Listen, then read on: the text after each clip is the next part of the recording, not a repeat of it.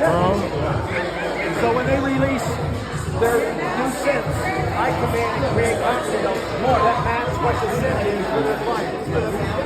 I got pictures. How'd you hear about this? Yeah? And you? Curtis. Curtis and Martin. I found out I'm a partner. Okay. We got our brand up there. We make music, but we do fashion right now. We just got back from the we do fashion week in October.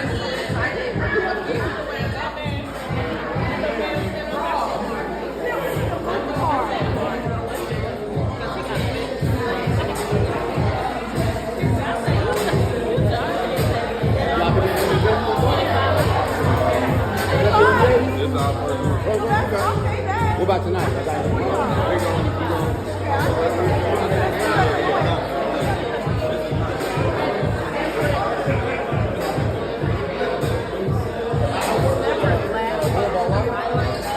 I help the applicants overall when I help with the company.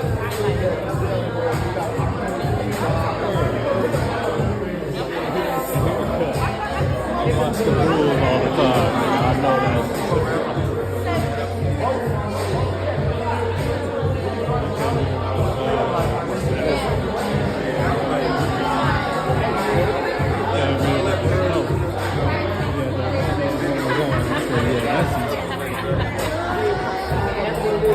All on the elbow. Still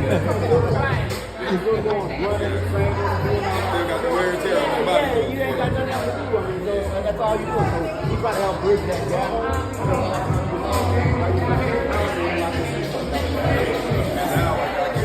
How you doing?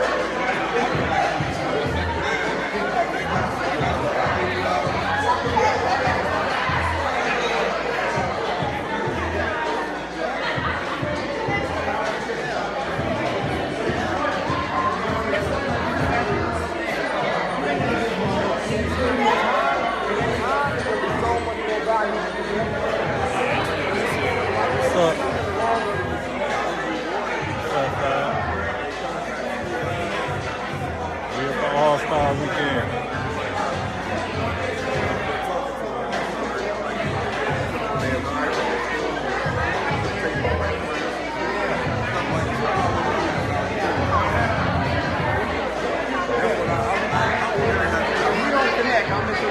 We're going to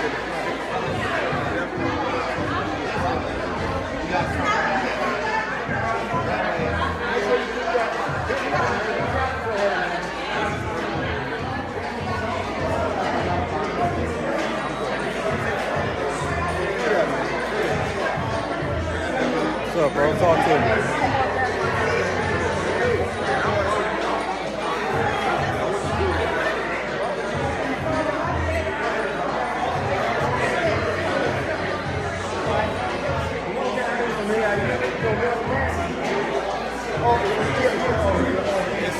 That nigga, to your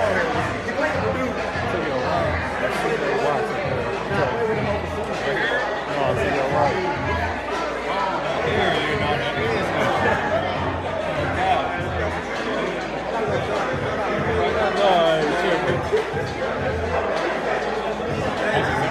I just been playing nonsense.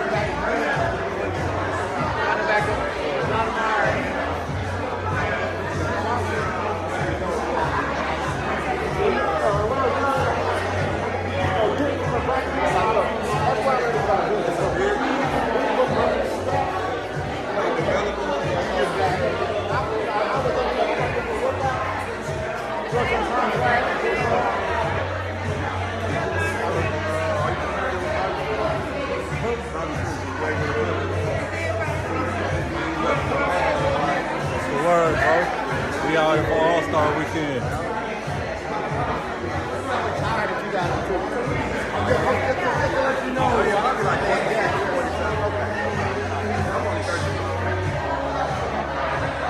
Yeah, we got the closing brand out here. I'm gonna take you over here and show y'all.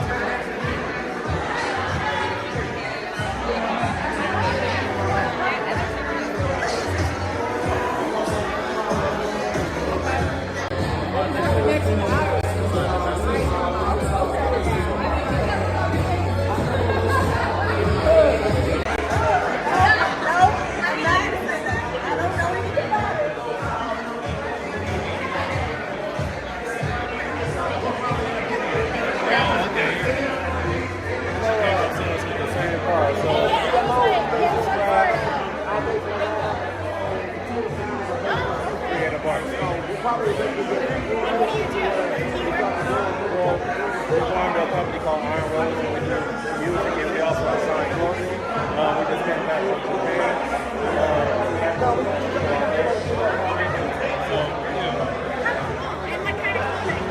We got a clothing rack right around the corner.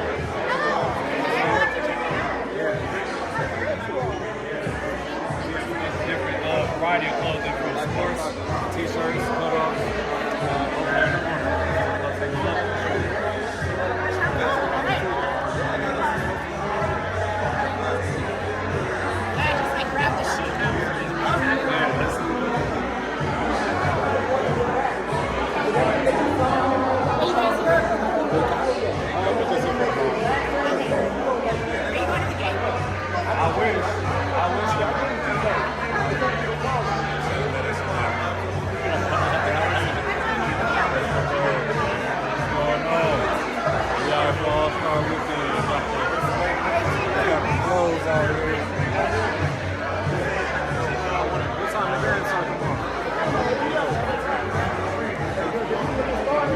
Go to the All-Star game today. It's all wrong though.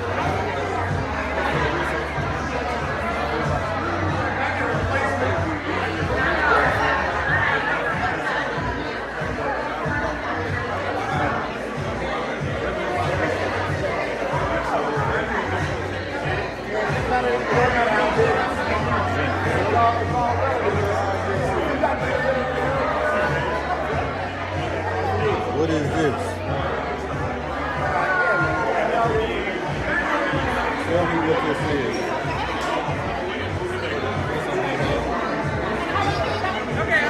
And that mud is strong.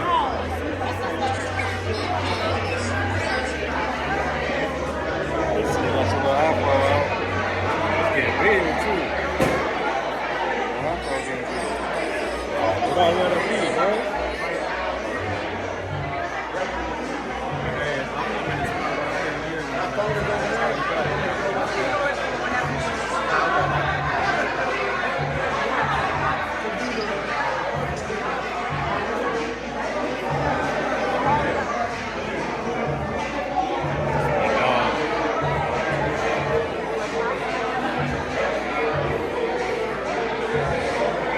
Going, where the hell? In this bitch, nothing. Just drank, nothing to eat.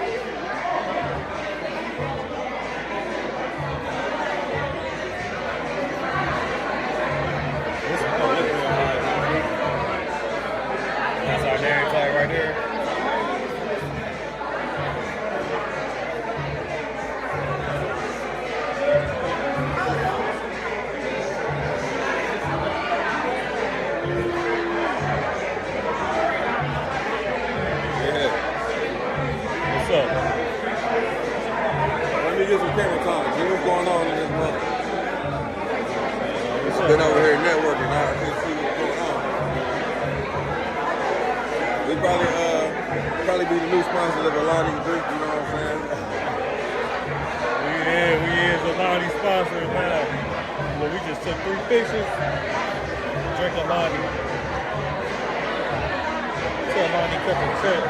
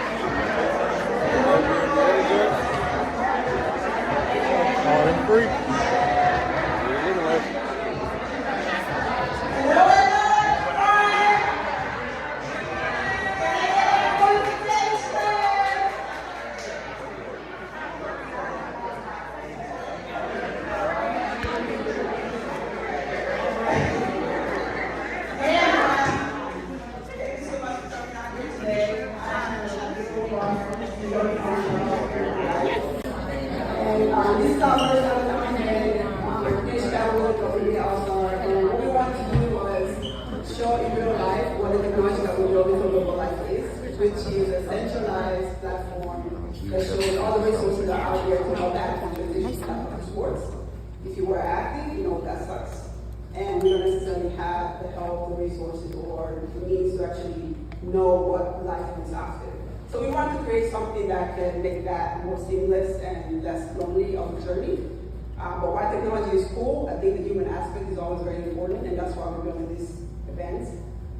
So that you can see what the app does in the human side.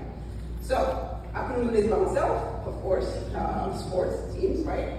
So I'm glad and lucky to have Marty, Crystal, and David that rocked with me for a year. And hopefully they stick around until this launches the proper way. But I just want to say thank you everyone for being here. We couldn't do this without people in the room. So thank you, and then I'll pass it on to Tasha. We're going to have our first panels. Some awesome athletes that have been there, done that, and have a story for you all to ask questions about and just to learn about their journey transitioning to sports. So I'll stop talking and pass it on to Tasha. Yes, thanks, Abby. Well, first of all, give Abby a round of applause. Absolutely. And then also we need to fill these seats. So I mean, if y'all are wanting to attend and listen, please have a seat. So we can make sure it looks nice and full. And then you can hear the panelists. And then we want to give a shout out to DJ Shantae on the ones and twos, so we can keep it live. She just got off a flight, y'all, so we brought her from Houston. And then definitely shout out to the Cajun Cafe, Chicago, and the drink designer for our lovely cocktails and food. Because it's not an event without cocktails and food, right? Yeah, let's get cozy. Come on. Fill up the front. Let's get cozy. Let's get comfortable. Perfect. Well, we're so excited to do the first panel with you guys. I have some amazing panelists that are top tier in their field and sports. And so I'm going to start by asking CJ Watson to come up. He's a 10-year NBA vet. Let me list off what all CJ is. An entrepreneur, an author, angel investor, pickleball team owner, philanthropist, dedicated to giving back to people. CJ, you done did it all. I know that's right. Wait, where Abby's mic go? Yeah, I'm sorry. CJ, we need to get you a mic. But thank you so much for being here, CJ. Super excited to have you. Next, Chelsea Poppins, WNBA. Come on, Chelsea. Come on, let us work. That's right. She's the owner of LOVB San Francisco, COO of Day Cloud Studios, and co-host of the Champion This Platform. I said that right? I know that's right, bro. WNBA event. Okay, and then I have Nick Carrera. Let me not mess it up. Come on, Nick. Nick is a D2 basketball player, now a lawyer, corporate at Kirkland and Ellis. Come on, lawyer. What type of law do you practice? Oh, we need that. We need that, baby. Private equity, y'all.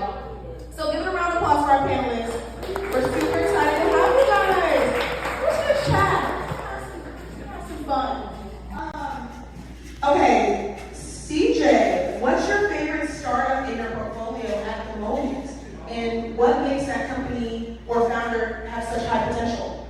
My favorite startup in my portfolio at the moment, I have to say, he's sitting right here. One of the startup founder, his name is Paul. Paul, stand up, Paul. We know you're right. We know the star. He's actually from Vegas. I'm from Vegas. We actually met through. I met him through my strength coach at Tennessee. He introduced us with Paul has a company called Flow Unleashed. It's a 360 belt that helps you train, get stronger. Actually, he created for dogs, for a doggy leash. So that's how I created. But I love all the companies in my portfolio. I think for the most part, it starts with the founders. The founders are the people I invest in. I think you got to invest in people. That's where it starts. And after that, obviously, it's the product, the team. But for me, that's how I look at investments is starting with the founders. Yeah, what do you specifically look at? Like making sure they're like grounded, ethics, morals, and what do you specifically look for? Yeah, pretty much everything. Ethics, how they carry themselves in meetings. We see eye to eye. They have the same goals and values that I have. Obviously, you have differences, but at least be able to talk to the founder. You got to be able to pivot as a founder. So those things kind of correlate with what I look for. I think that's a good investment. Yeah, absolutely. I feel like all of us kind of have an entrepreneurship spirit in us. Do you guys have any advice for entrepreneurs? In fact, like people trying to start a company, other startups? I mean, just do it. Do it scared. I mean, you're always going to have fear around something new, something fresh. And honestly, 100% of the things I have a little bit of like fear around doing and jumping into it. I mean, that's the whole thing around losing your identity as an athlete and reshaping yourself into something new. Right? You got to try new things. You have to fail. Sometimes you feel hard, sometimes you don't. But just doing it scary because that's where you're going to experience the most growth. Yeah. Absolutely. Yeah. This is a question for all of us who have anything to add. Okay, this is a question for all of you guys, because I think this is super important, especially now. How do you think massive salaries endorsements change a young athlete's motivation, especially with NIL and everything that's going on that wasn't going on years ago?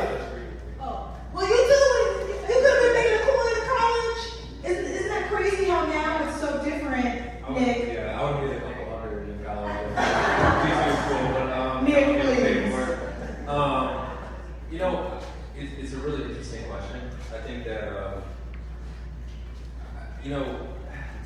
so much of the motivation as an athlete, as they can attest to better than me, is just love for the game. And then like when money gets into the picture, especially at an early age, kind of distorts that view a little bit. Especially if like you're making quick money as a college athlete and you're in a transitionary period where you may not make it to the NBA or you may not play overseas, but you're making a little bit of money and you're thinking, well, I don't have to focus on the next move because I have something coming in now, and it's a very short-term view. So I think maybe the underrated aspect of all like the NIL coming in is that people thinking like I don't have to take on next move because I have a couple thousand in my bank account right now. When the reality is that most people won't make money after college through athletics. So I think that is a big part of what we have on our today. I would piggyback off of that because I think there's a lack of education for athletes around financial literacy and tax implications of setting this NIL money, but also the whole shift from making a mill and going into the workforce and making like $75K. And the mentality that you have to have, the humbling that you have to have is something that not everybody's going to play pro. And just kind of like, you're going to have to, as an athlete, surround yourself with the right people so that you are navigating that well and not getting taken advantage of by people who are also just trying to be quick buck. Yeah, I think they said it all. I think for me, it's all about the education. The money's always going to be there, but how can you educate yourself to not go broke, not to be a statistic? I think biggest thing for me is my mom always taught about the plan B. Have a different action plan, and it was never really about basketball. It was all about the education part for me and my family. So that's kind of why I went to the lane I went to. Yeah, absolutely. And education, I think, is important. That's why, what Abby's doing with Global Life is reason for that. We need to educate people what happens after ball. And this kind of leads me to the next question, like, what other mistakes have you seen athletes make when building their next chapter after sports? Like obviously blowing the bag on jewelry and cars, or not having an agent, or maybe bad investments? I think a little bit of everything. I think it's just like you said. I can't sit here and say I didn't buy jewelry. I did. I went to the clubs. I did all that. CJ.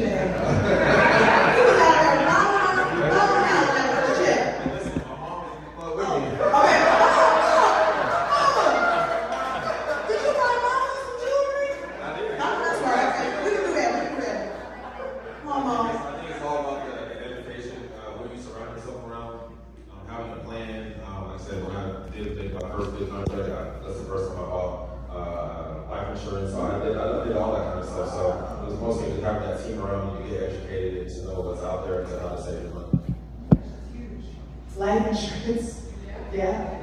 I would go back into like surrounding yourself with the right mentors and the right people who are gonna want what's best for you, not just gonna ride away with whatever you're doing. And then I think it's one of the biggest mistakes is they not diversifying themselves. So like for us, like we didn't make like for us women, we didn't make as much as the men's side, but and now there's just exponentially a lot of potential there to make money. But when I retired and I had to re-identify myself and find out what other interests I had and that I wanted to get into investing in sports, or that I wanted to get into marketing, that creative side of me, it took a little bit. And I think as athletes now they have the opportunity to run themselves as a business, but also find out what causes they care about and the other things that are going to identify something else space. So I think they have like a great opportunity to figure that out like prior to their career ending. Yeah, I would just say, as someone who, like, I after athletics, I went to law school. I kind of just entered the workforce and worked my way up as an associate law firm partner. Like, it's a little bit different than like having money in college and investing in a company or being entrepreneurial. There's so many different paths that you can take as an ex-athlete. I think that just like knowing the value of what you learn as an athlete is super important. Like, growing up as an athlete, you take for granted what it means to work as part of a team, or be a leader, or be accountable to something, or to be coachable. Like, all of those things are really valuable in the workforce. When you're taking direction from someone, you know when to defer. When you have people junior to you, you know when to lead and step up. You know how to be accountable to a team and carry your weight. Like, those things, I think it took me a while in my career to realize that those things held like a lot of value, and they weren't skills that a lot of people had, and I just took them for granted because I learned them through athletics. So I think when you really think about those things and apply those to business, to life, to your company, your startup, whatever it may be, I think it's really, really valuable, and I think people appreciate that more than you may realize today. Yeah, these are all great because, again, when you're young, there's so many mistakes, even not as an athlete, but adding that extra pressure of like responsibility and having these extra things, it's like insane. It's easy to make mistakes, so I think these are vital. This is also to the next generation. How do you inspire, empower, and prepare for that? For them under us, like the next class coming in, or younger team that you might mentor. Like, how do you do that? Inspire and help them out. Anyone can jump in. I think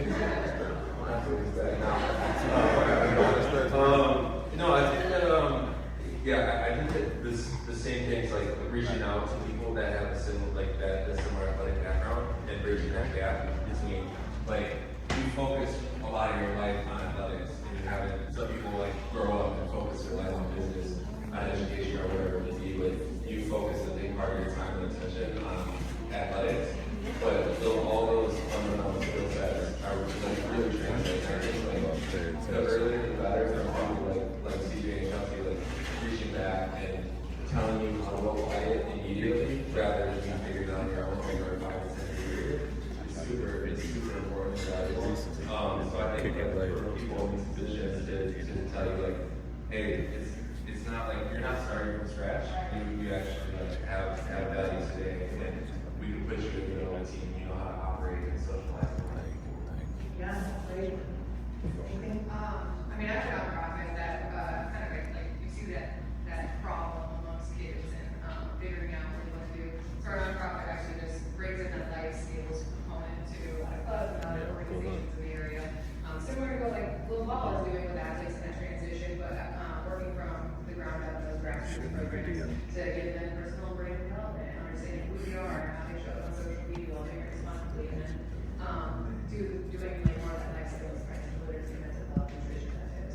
Yeah, that's so great and so vital. I feel like very important, especially with the younger generation.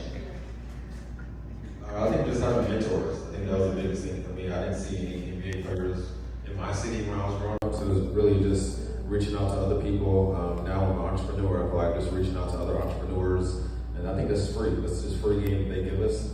And why not reach out for that advice, good or bad, and you can just take it from there and use it as your way. Yeah, absolutely. I have one last question, and then we'll take any audience questions. But Chelsea, WNBA, 30 years. I have to ask, what do you, as now as retired, what do you think about the last 30 years? What do you think is the next 30 years to come? Any thoughts on how great it's becoming, as to how far we've come? But we still got stuff to do. We've come a long way. We've come a long way. And Pio will be able to tell you too, coming up. But like, it's so inspiring to see where it's come from, even just like when I was playing, and the monetization. We got clothes over here on the right. Because we are accessible and the audience is there as long as we're out there and the media is covering us. I'm gonna show you. Like for a while there, so nobody watches some of the sports, so we've proven that that is wrong. And it's incredible to be able to follow, but also from an alumni perspective, like they're being invited back into the space around our community and our sports people, and like whereas I think there was that distance, like when we retired, like there wasn't really lots around here as alumni, and now for like all these players, you know, connect the history of the league, because that's what it takes to bring us back and connecting us with current players, and so we can all like uplift the next generation. Yeah, I think it's so great. It's so cool to see, you know, being a fan, sit down, seeing like where it's come. The comments are back. Again, an all-star in Chicago that is so huge with all these major brands investing as it should be. So I can't wait. But that's great. Any other audience questions for these lovely people? Nick, Chelsea, and CJ are here to give you advice, their insight. I'm on the sponsor. Maybe not like legal questions, but we'll see. Yeah. Maybe you actually go for Chelsea, but everyone on the panel can answer this. What are you focused on right now, and how can we as an audience help? Great question. That's a founder right there, baby. I like him.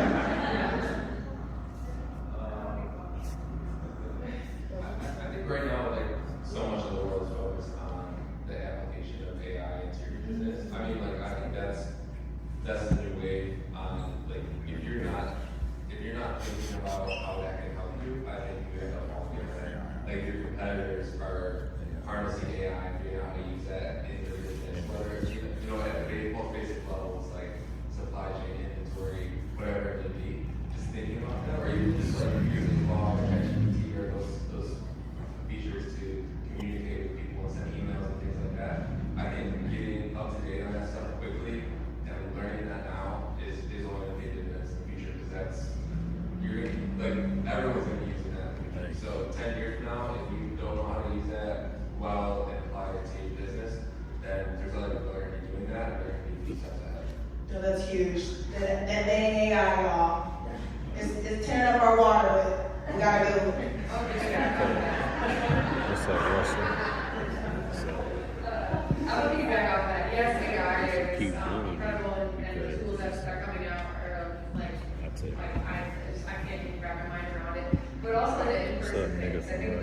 I think now more than ever, like yes, AI, emails, and everything else that's auto-generated is more important than ever to lead into the community events, the in-person events that actually people. I'm gonna be live all day. We're shooting a video. We're going to the club.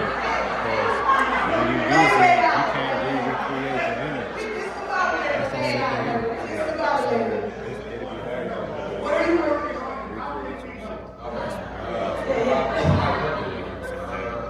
So it'll be hard to recreate your shit. You guys got any kids out there, you want to buy some children's books, you can buy them at CJPens.com. Like I said, I'm an ambassador for some companies. Actually, I'm an advisor for another startup sports fund. We're raising $150 million to invest in sports teams, sports leagues, and real estate around sports. We bought the Love Salt Lake team, so me and Chelsea are rivals now. Oh, I love the competition. That's more East than soccer team on the men's side. It hasn't been announced yet, but we bought the women's side also. Come on. You just buying everything up, y'all. we got Blue Hat too. You guys are from the Bay Area, go support San Francisco City. Okay, there we go. Nick, we need some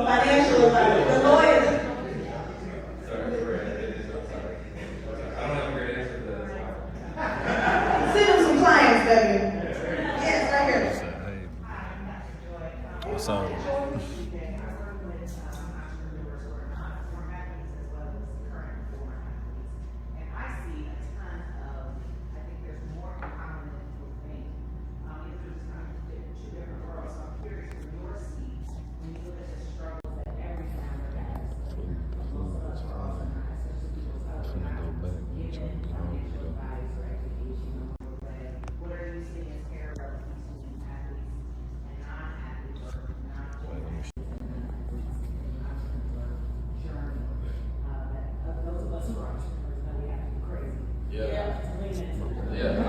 I always say that athletes and like founders are kind of similar.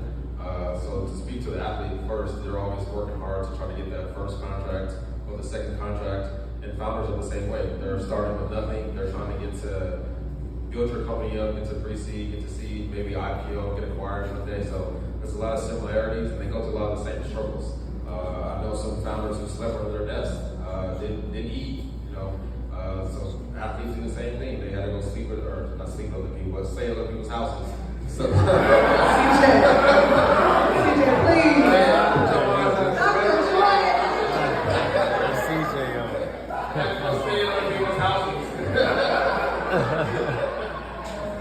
But they have a lot of similarities to where the struggles are obviously real. So, but I think, at the end of the point, the goal is always the same, to be the best you can be, to support others, bring others along with you. And that's the same thing, with the athletes, obviously, very common. Yeah, great question, Dr. Joy. Listen, you guys, they'll stay around for a little bit. They'll stick around. Maybe you guys can ask some questions, kiki. But thank you guys so much for this. This was fabulous. Appreciate your time. Yes, we're going to pause for a quick intermission. Please eat, please drink, please network. I'm going to show you that. I'm going to show you how to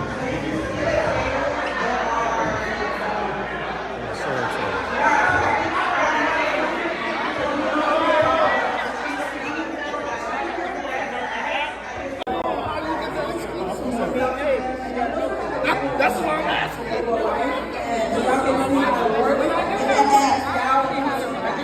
Go ahead.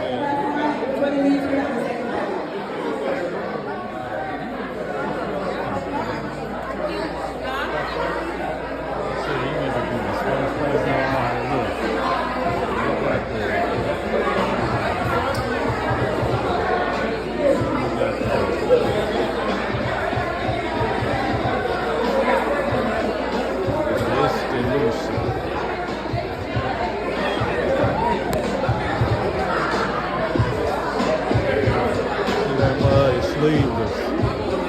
Ain't no sleeves on that.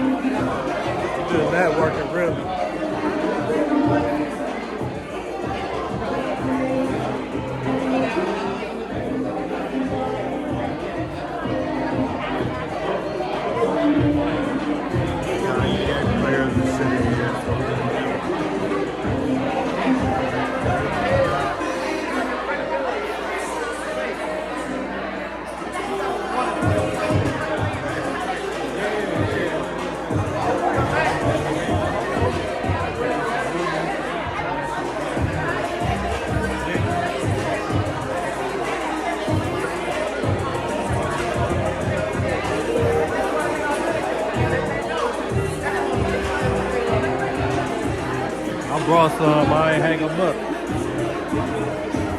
Definitely got some.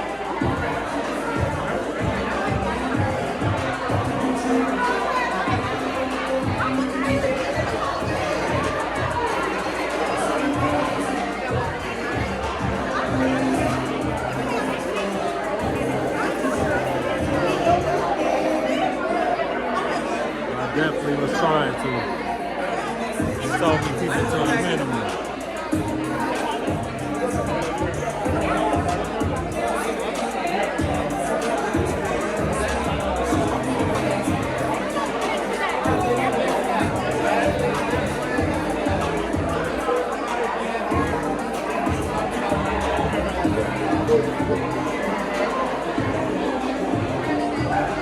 I'm gonna grab one of them.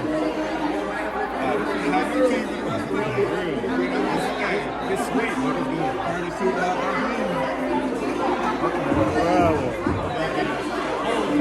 Yeah, they do. I don't know what that means. Hold on.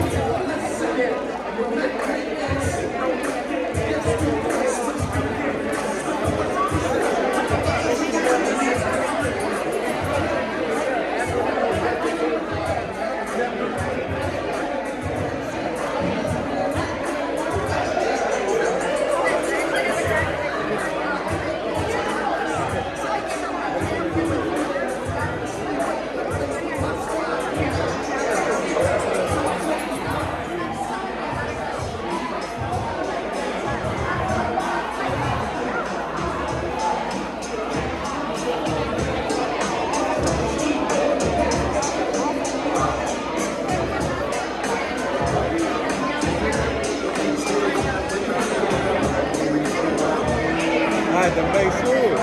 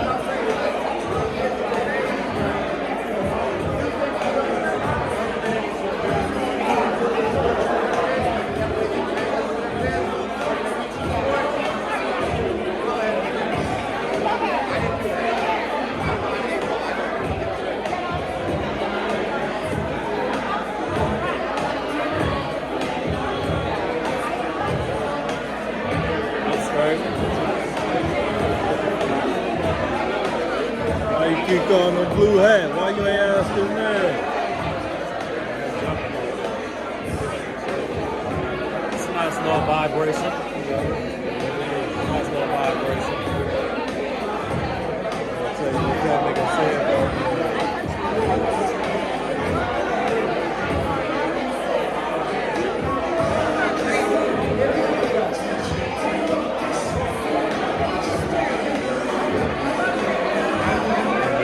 Motherfuckers like that right there.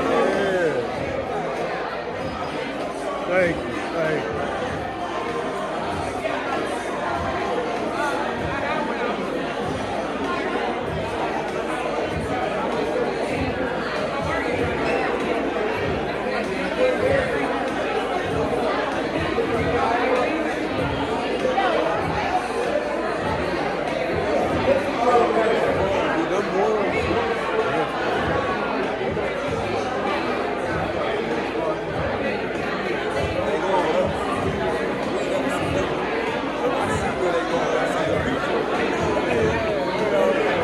That's so player. That's me.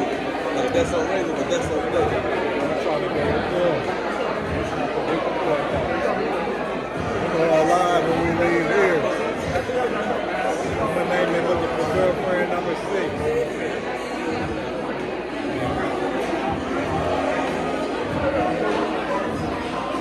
See that? No. He a player. How you hear that? How you hear that? Yeah, no, I'm big time player.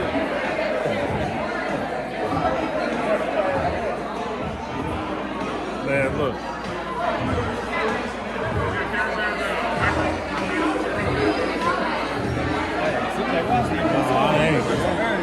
I ain't no player.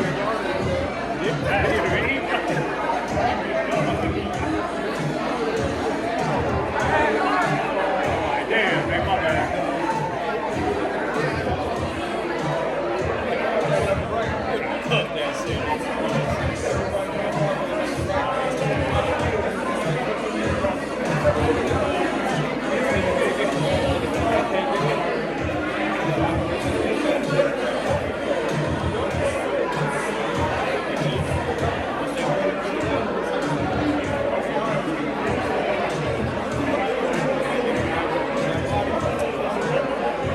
What's up, bro?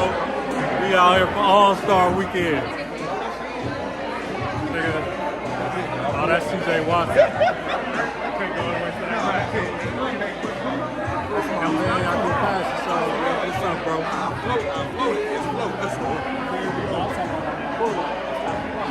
That nigga say I look like KCP.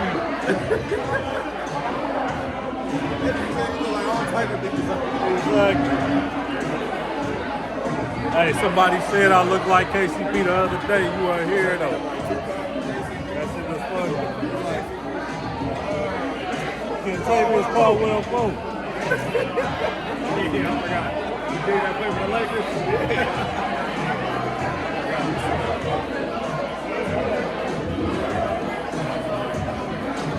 That nigga's too big.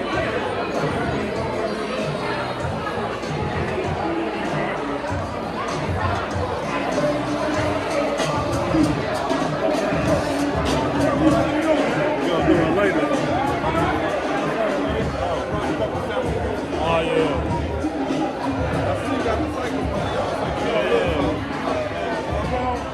I don't know nothing. I can find what I like. I can be a card train. I can be a swap meet. I don't give a shit about the brand. But guess what? We are the brand. Whatever clothes we wear, it's the energy that the clothes are like. I don't know shit about liquor either. Look, I barely got a Hellstar shirt at my damn hotel room. Nigga, I am 5 feet. Nigga, I 6 foot. It's All-Star Weekend. All these niggas hoop. Oh, you was there? I didn't even see you. Hard to work with. right. And so now, because I've been traveling, even different artists in different areas, especially at the art college, I was like, shit, let me just go ahead and just Cause nigga said,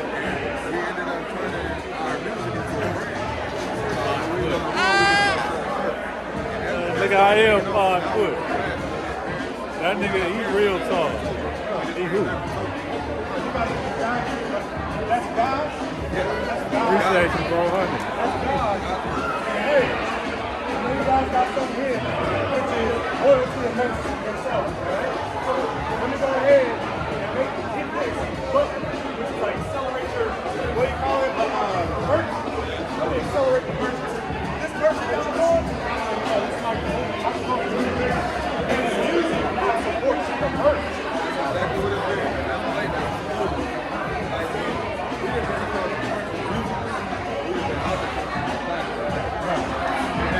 And that's a hard thing about it goes out. Hey, mother. This is when our group. Life happens. I'm going to be like, I'm going to be like, that is the hard time. I just want to rock and support. So you can follow Honors Global. You guys everything is really. I got some in the car. I'll tell you that. Hey, 14, man. I do military time on my phone. Okay. Anytime I see those double digits. Yes, sir. I am. I got one of these. I got one of these. I got one of these on hand.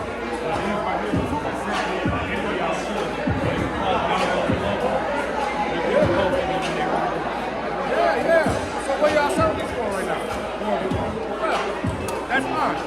All day. Got the XL on you? That's mine. I got it on. I want this shit tonight. I'll go get it right now. Bell's on 702.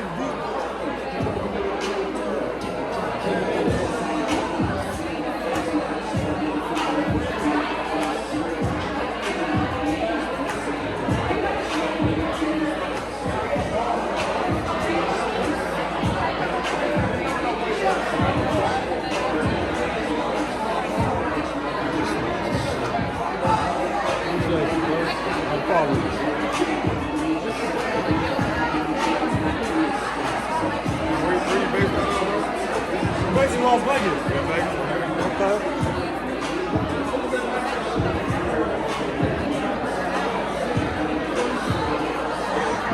This shoot say pocket? Yeah, and then we all on there, so yeah. Gotcha.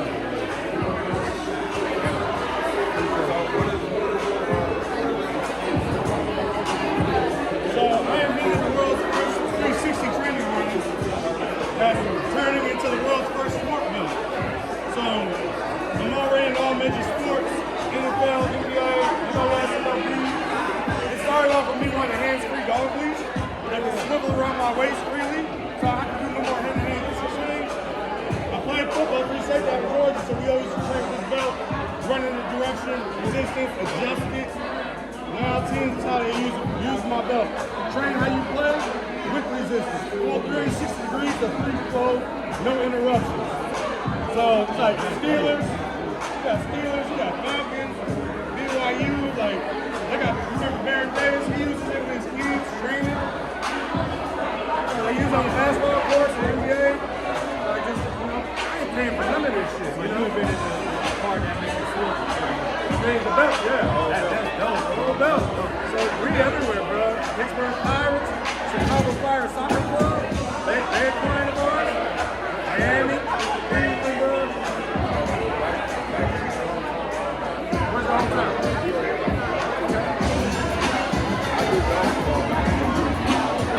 Let me know how to support. Take my number. Like a burger man. Take my number. Some shit you make people go to the social. The people are trying to see you make money. Take my name. Take my man.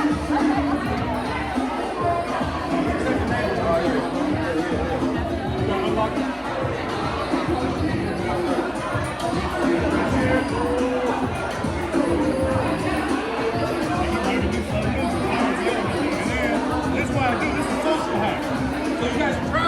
tequila. I don't know what it's called though. But it got tequila in it.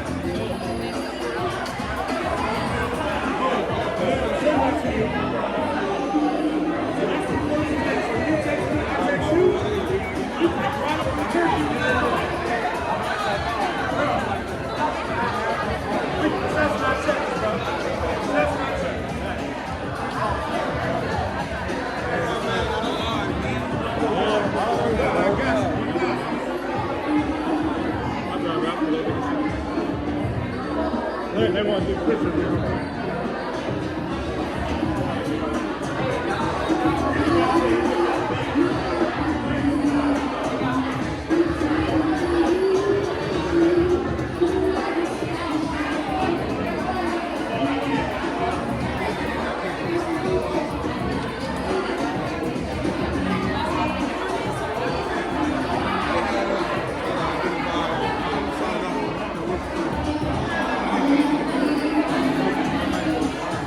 Go get a drink. Gotta be drinking all night.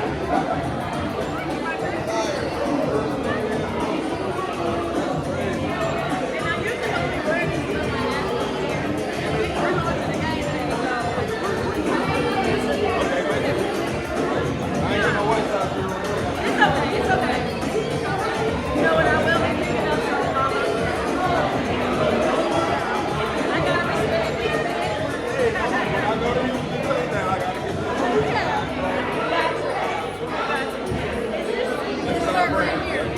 DJ going crazy right now.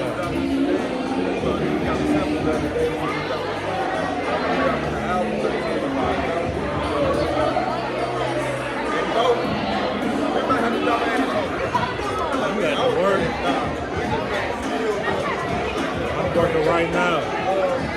I'm going to be up all day. It was a good time. Yeah, I'm in the hockey as well. But I'm like, oh, that's all right.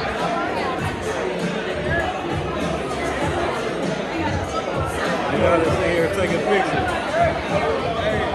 You were dancing. Hey, they is going crazy. I want some cool out dance too.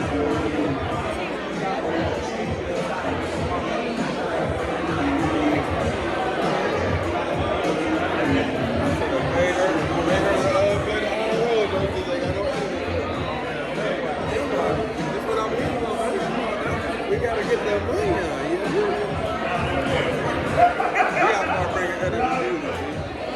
I would have dropped a little bit. I got some, man.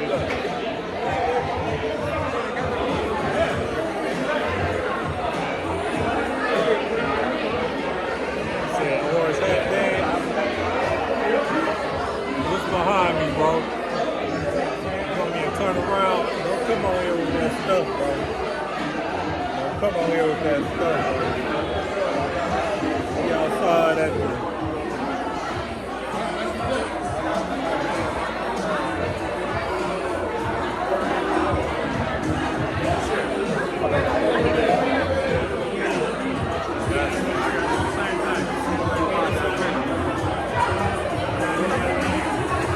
I know, they always start something. There was a bunch of people in here earlier, they wasn't even on nothing. It's you.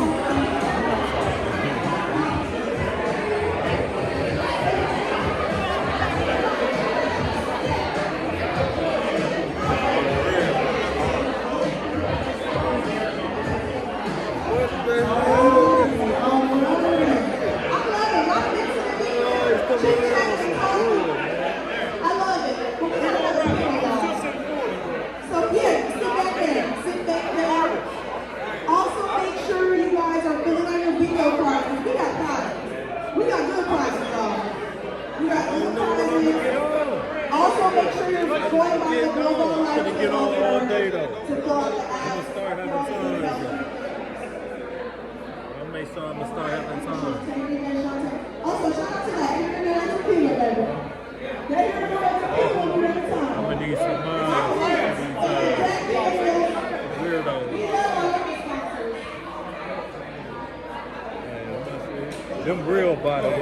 Play with them.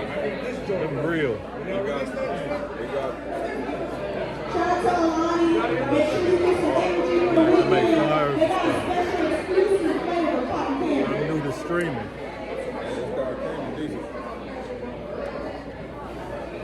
LaShonda.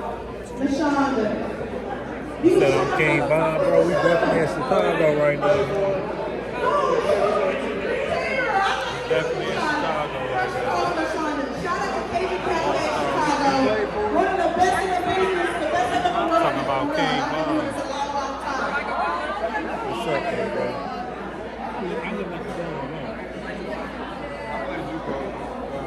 a chill out, bro. Like the live, you on here talking crazy. Ricky Bobby! You fell off. Make sure you like the live. I went back to the other stuff. You can get your drink around the seat. You can make it feel full again. You can make it feel full again. I love it now. I picked up Let's stuff. see, yeah. Let's take a seat. Let's get the next game started, y'all. Come on, Vicky, you good. Tell them all. Right, I'm gonna let him get a drink up. Shout out to the drink designer for the amazing presentation, baby. Come on, y'all. Shout out to Alani. Man, crazy stuff like the live. Was good? What flavor was that? Green sludge. Okay, we got two flavors over here, y'all. Can't say that. This film is gonna be good. We got some beverages on here, y'all. They wild. I gotta get my t-shirt voice on.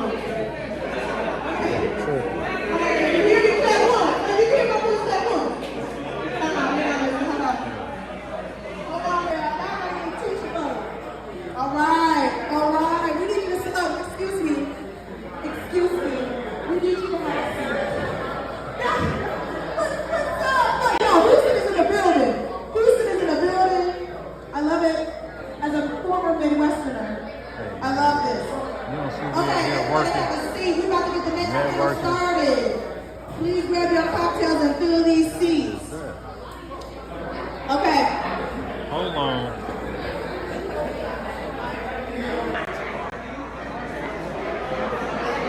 Listen, Iron Rose has an amazing rack back here. Make sure y'all visit this. Because it's dope. Is that a hockey jersey?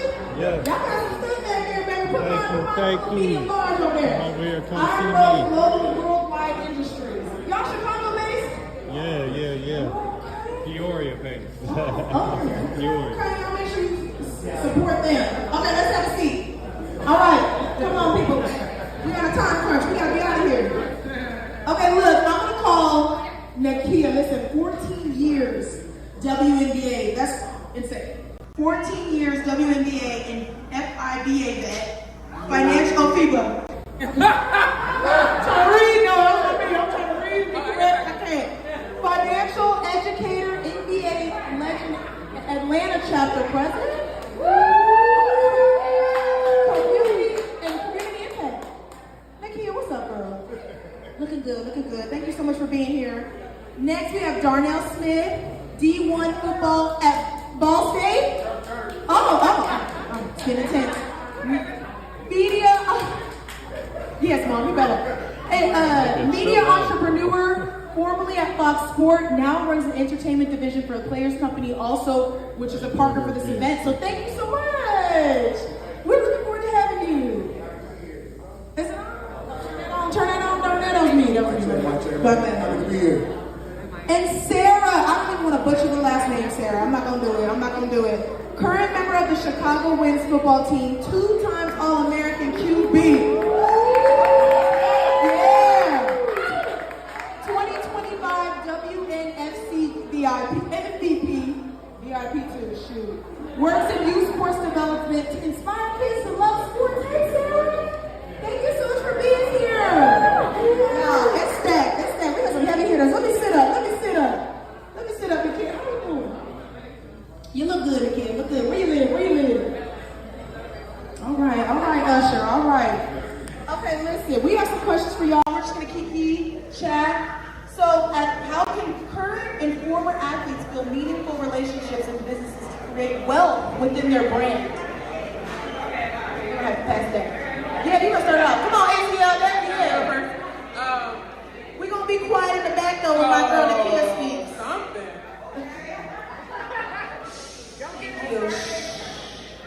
I think it's important to, my girl said the same thing, understand building relationships, because outside of your comfort zone, outside of your circle, I think that's the biggest challenge, is we tend to, I felt like I lived in a bubble as an athlete, and so being able to get outside of, force yourself to get outside of that bubble so that you can start building relationships is really important to be able to go outside of that, those distances. Yeah, before you pass that, how did you do that? How did you force yourself? What motive, like what were the tools? Oh, I didn't have to. Oh. Nakia said, I was already that girl. Okay, never mind. I'm joking. No, I was kind of a nerd, like, most of my life anyway. No, Nakia. So, no, I'm serious. I'm such a nerd. Believe it or not, I was actually shy. Y'all, she up here lying on No, seriously, I was a nerd. So I was always reading something. I would always be doing something nerdy, which led me to having nerdy friends in different things. However, that bubble gets tighter. I know CJ ain't back there having. I know, hold on. I wasn't gonna say it. Yeah. No way. I knew I could push you on blast. But in that bubble, as I played more and more, that bubble got tighter and tighter. Luckily, I just had a lot of people doing different things, but I also saw it a lot around me as well. Yeah, to kind of piggyback off that, I think be curious, right? Like as an athlete, like ask questions, like go to that event. Really leverage the fact that you are an athlete and that people want to be around you, whether it's at the collegiate level, pro level. People want to be around athletes, so maximize that and go to those events, go to those rooms, and don't be so scared, don't be afraid to not know something, right? Like sometimes I think athletes have like this fear of like feeling like you don't belong in that room, right? Like maybe you're early in your entrepreneurial career or whatever the case may be, and you just don't feel like I don't know this, I don't know that. Maybe I should go talk to that CEO because I don't want to look dumb, I don't want to sound crazy. It's like no, like they want to be around. Go learn, go ask questions, be curious. I think that's the main thing I would say that I did and the advice I would give. Absolutely. Well, I'm only a third-year football player. Only? Let me go back. You got a lot on there now. I think so. I work in the youth sports space, and something that we're talking about right now is like digital, like everything that we're doing on social media. But one of the big things is like your digital footprint is so important. Like what I keep telling a lot of these young athletes. So I'm originally from Portland. I've worked with the Thorns Academy, so the youth girls. And some of the things that they've posted, I'm like, girl, you gotta take that off right now. Because when you are 22, somebody's gonna look at that. Huge. Yes, you may have been like 14, but like they're going to see that. And so I think like realizing that what you do now has such an impact, even if it's just like liking something, people are gonna find out. And so like present yourself both online the same way that you would in person. No, great advice. I think we can even expand on that because social media is so big now. Even LinkedIn is way different than what it was before. So maybe any advice for that? Don't post anything that you don't want a future employer or a future counterpart might not want to see. You got to be cognizant of that, right? Any other advice for that social media presence or anything you're posting online, you're tweeting, you're threading? What is it? I'm old. Don't let it fool you. I think it's really easy to get caught up in how many followers you have and the brand deals that you're having. So I'm very new in my field. I would say I'm relatively new, and so some partnerships are coming up. But I think identifying the right ones early are going to make such a huge difference. And so that's what I've been telling a lot of my girls is okay, cool, that one will pay you a lot, but are you gonna want that 10 years down the line, that being on your record? Well, perfectly said. That's huge. Does it align with who you are and your brand? Because you're a brand, right? So that's great advice. That's amazing. Anybody else want to touch on that? I think you hit the nail right on the head, but social media, that is a representation of who you are. So for the people who are not in your immediate circle, someone goes to like Darnell Smith's page and they're like, okay, who is this guy? They're gonna do a quick little look of your page, and that's a representation of who you are. So just be sure that whatever you're putting on there, like you said, represents who you are, or at least a piece of you. I'm not saying you gotta put everything about you on your page, but whatever it is that you're choosing to show, make sure that that is a representation of who you really are, so that you are making the right connections and that people are not feeling you in a light that doesn't define who you are. Yeah, 100%. Everybody doesn't have to know everything. Say it again. Say it again. Hold on. Say it again. Say it again. So it is very important that you also keep the pieces of you private as well. And sometimes I get, even I'll be on some of my clients' pages and be like, I'm not your mama and I'm not your auntie, but I'm telling you, don't do that. We don't need to know that. So just keeping some things private is important for your own mental health, but also because everybody just doesn't need to know everything. Yeah, not everybody has the best intentions. Sometimes, so this is all three great advice. I think this is very key, especially for like the digital world we're in now, and everybody posts only the good stuff, and what have you. But a little off topic, but how important is it for coaches and staff to be trained in mental health, with that? Because I feel like mental health is important, especially with an athlete. Y'all be going through a lot. How do you cater to the mental health needs, or how should they cater to mental health needs? I believe that people in leadership also need to be exposed to mental health first. You cooking now? Hold on, girl. It's very challenging to lead or to help someone through mental health challenges if you have not also had mental health work. 100%. And as someone who has lost, not to make everybody sad, but I've lost 3 people to suicide. I'm sorry. And two of them were former teammates. And so how do you do that, in that space? And there's a lot of mental health challenges around being public, around the pressures of an athlete, and the people in leadership also need to be talking to them about having stronger mental health practices so they can be a resource for the younger players. Super well said. Yeah, I think it's just a matter of making it a priority. So if you're a college university or pro team, just making sure that you do have the resources there. It's not a situation where we can have it. We need to have those things because athletes do go through life. You know what I'm saying? And I just speak for myself. I remember just being that college athlete. Every day was just focused on football. But in reality, I got people passing away at home. I got just my own stuff with school, just life, whatever's going on. But you're so locked in on this sport that sometimes it's life can get overwhelming. But at the time, and I'm 32, so I'm not old at all. But I would say in my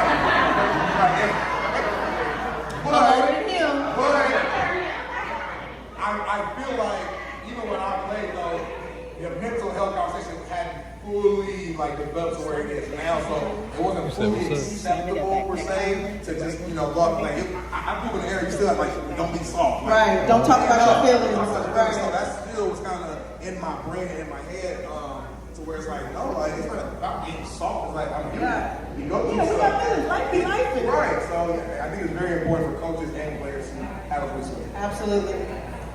I think a lot of times coaches feel like they have to do it all, and I think a lot of times on these teams, the coach doesn't have to be your therapist. That's not what we're asking for. Right. We're asking for them to be able to identify when something is not okay, and that's I think a lot of times the coaches are well, I don't know how to help her. We're not asking you specifically to be the one to help her.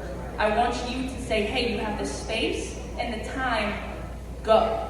And I think a lot of times as athletes, we're just oh, well, we're just going to keep pushing. We're just going to keep pushing until it's outside. I think as long as it's still inside of us, it's okay. But as soon as it starts branching out, that's when coaches are oh crap, here they come. Now I need to fix them. But I think just having coaches understand that it's okay for our players to not be okay and we don't have to fix them. This is where they can go. This is what they can do. And just, it takes 10 minutes, I think, to tell a coach hey, if your player who's normally really vocal and really loud is suddenly really quiet, maybe something's wrong with them. And maybe they don't want to tell you, but if you say, hey, this person is your really good friend, you might want to go check on them. You don't have to tell me specifically what's going on, but get the help that you need, and I'm here for you. But I think a lot of times coaches feel that they need to be the fixer, so they just choose not to. Yeah, this is all good, because like you said, Darnell, like most of the time, athletes are like, you're not supposed to be worried about nothing else. And they're like, as long as you're playing good, you be playing good and still be going through some stuff. So this is all really, really good. Throughout your guys, anyone can answer this, throughout your career, especially transitioning from athlete to, either corporate life, entrepreneurs, real world, how did you evaluate whether what organization was a really, truly good fit and beyond, or if it was not a good fit? How did you navigate that? I'll start. So, Claire's got something to say. I know, I pretty much had the same job my entire career. When I was 14, I started working for the Portland Thorns and Timbers. I went to college, played professional college soccer, came back, worked for the academy, and I was like, man, I'm 19, I got my dream job, like this is all I've ever wanted to do. And then I realized that it wasn't the right fit. If anybody has followed the Portland Thorns, you kind of know what scandals they had. What's scandals, girl? Oregon do be weird. Y'all do be weird. It's just like, we just had some inappropriate behavior between players and coaching staff and stuff, and it got to the point where like that was my dream job, and I probably would have suffered there forever, working literally 60 hours a week. I lived across the street from the stadium, so like that was my house. But I decided to leave because I could no longer vibe with them. I couldn't look myself in the mirror and be friends with the players, but side with the front office. And so I left and I found football, and now I'm like thriving in football. I came to Chicago, but I think knowing that the long term of like, I could have stayed in Portland and I would have been miserable. But I think like taking that leap and dealing with like the identity crisis, I tried to run a marathon. I tried to join CrossFit. I tried to like find all these fun things to do. I started playing pickleball just to like re-love it. And I think like the more I found hobbies, the more I found my passion, which is football. And so like continuing every day to just show up for yourself, I think is really important. Yeah, great advice. Because you don't want to be miserable. Life is too short to be miserable somewhere for years. And I think that's one thing I'll give them Gen Zers. They will leave. They're saying, I was staying here for years. We gotta go. Okay? So I'll give them that. Now, to add on what you said, it kind of leads right to my answer. For me, it was more so like trial and error, so to speak. So like I said earlier, football was everything. So like I was like most college athletes, whatever sport you play, your goal is to make it to play professionally. So I go to my senior year, I'm a pretty good player. I got at least like I have a chance to go have a knee injury. Career ends off a knee injury. So now it's like graduate, real world, boom. So I just went from thinking I'm about to have a chance to go live out my dreams to graduate, go figure out life like in an instant. So now you go through that phase of, at the time, I didn't know it was depression, but looking back, I think I had it was a little bit of depression, just not knowing what's next. So I think for me it was like, okay, let's, like you said, kind of try some stuff out. So like I worked in sales for a little while. I was decent at it, but again, anybody working in sales, if you love it, you love it, but you can get burnt out. I'll say that. Cold calling all day, doing all so you get burnt out. So, and I just learned that just throughout that process that I missed being around sports in some way. So, luckily just, I was blessed with the opportunity to, get a producer role for Fox Sports, and that kind of like changed my life and changed my mentality, and that's kind of led to each thing that's kind of came after that point. But like I said, it was really trial and error and figuring out what it is that you like. And it's okay if you don't know. Right. I was talking to somebody earlier, it's okay if you don't have the exact answer. Yep. You'll figure it out. And it's okay to try it and then not like it. I think that's, people maybe look at it as like failure, but it's not. You're like, I just didn't like it. It wasn't for me. I learned very quickly that CrossFit was not for me. No, same. I'm not running nowhere. Nowhere.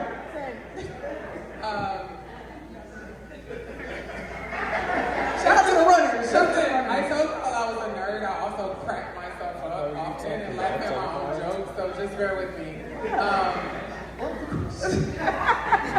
Okay, like throughout the career, and or even during the career, but even especially after or in between, how did you navigate what organizations felt fit, what was best for you?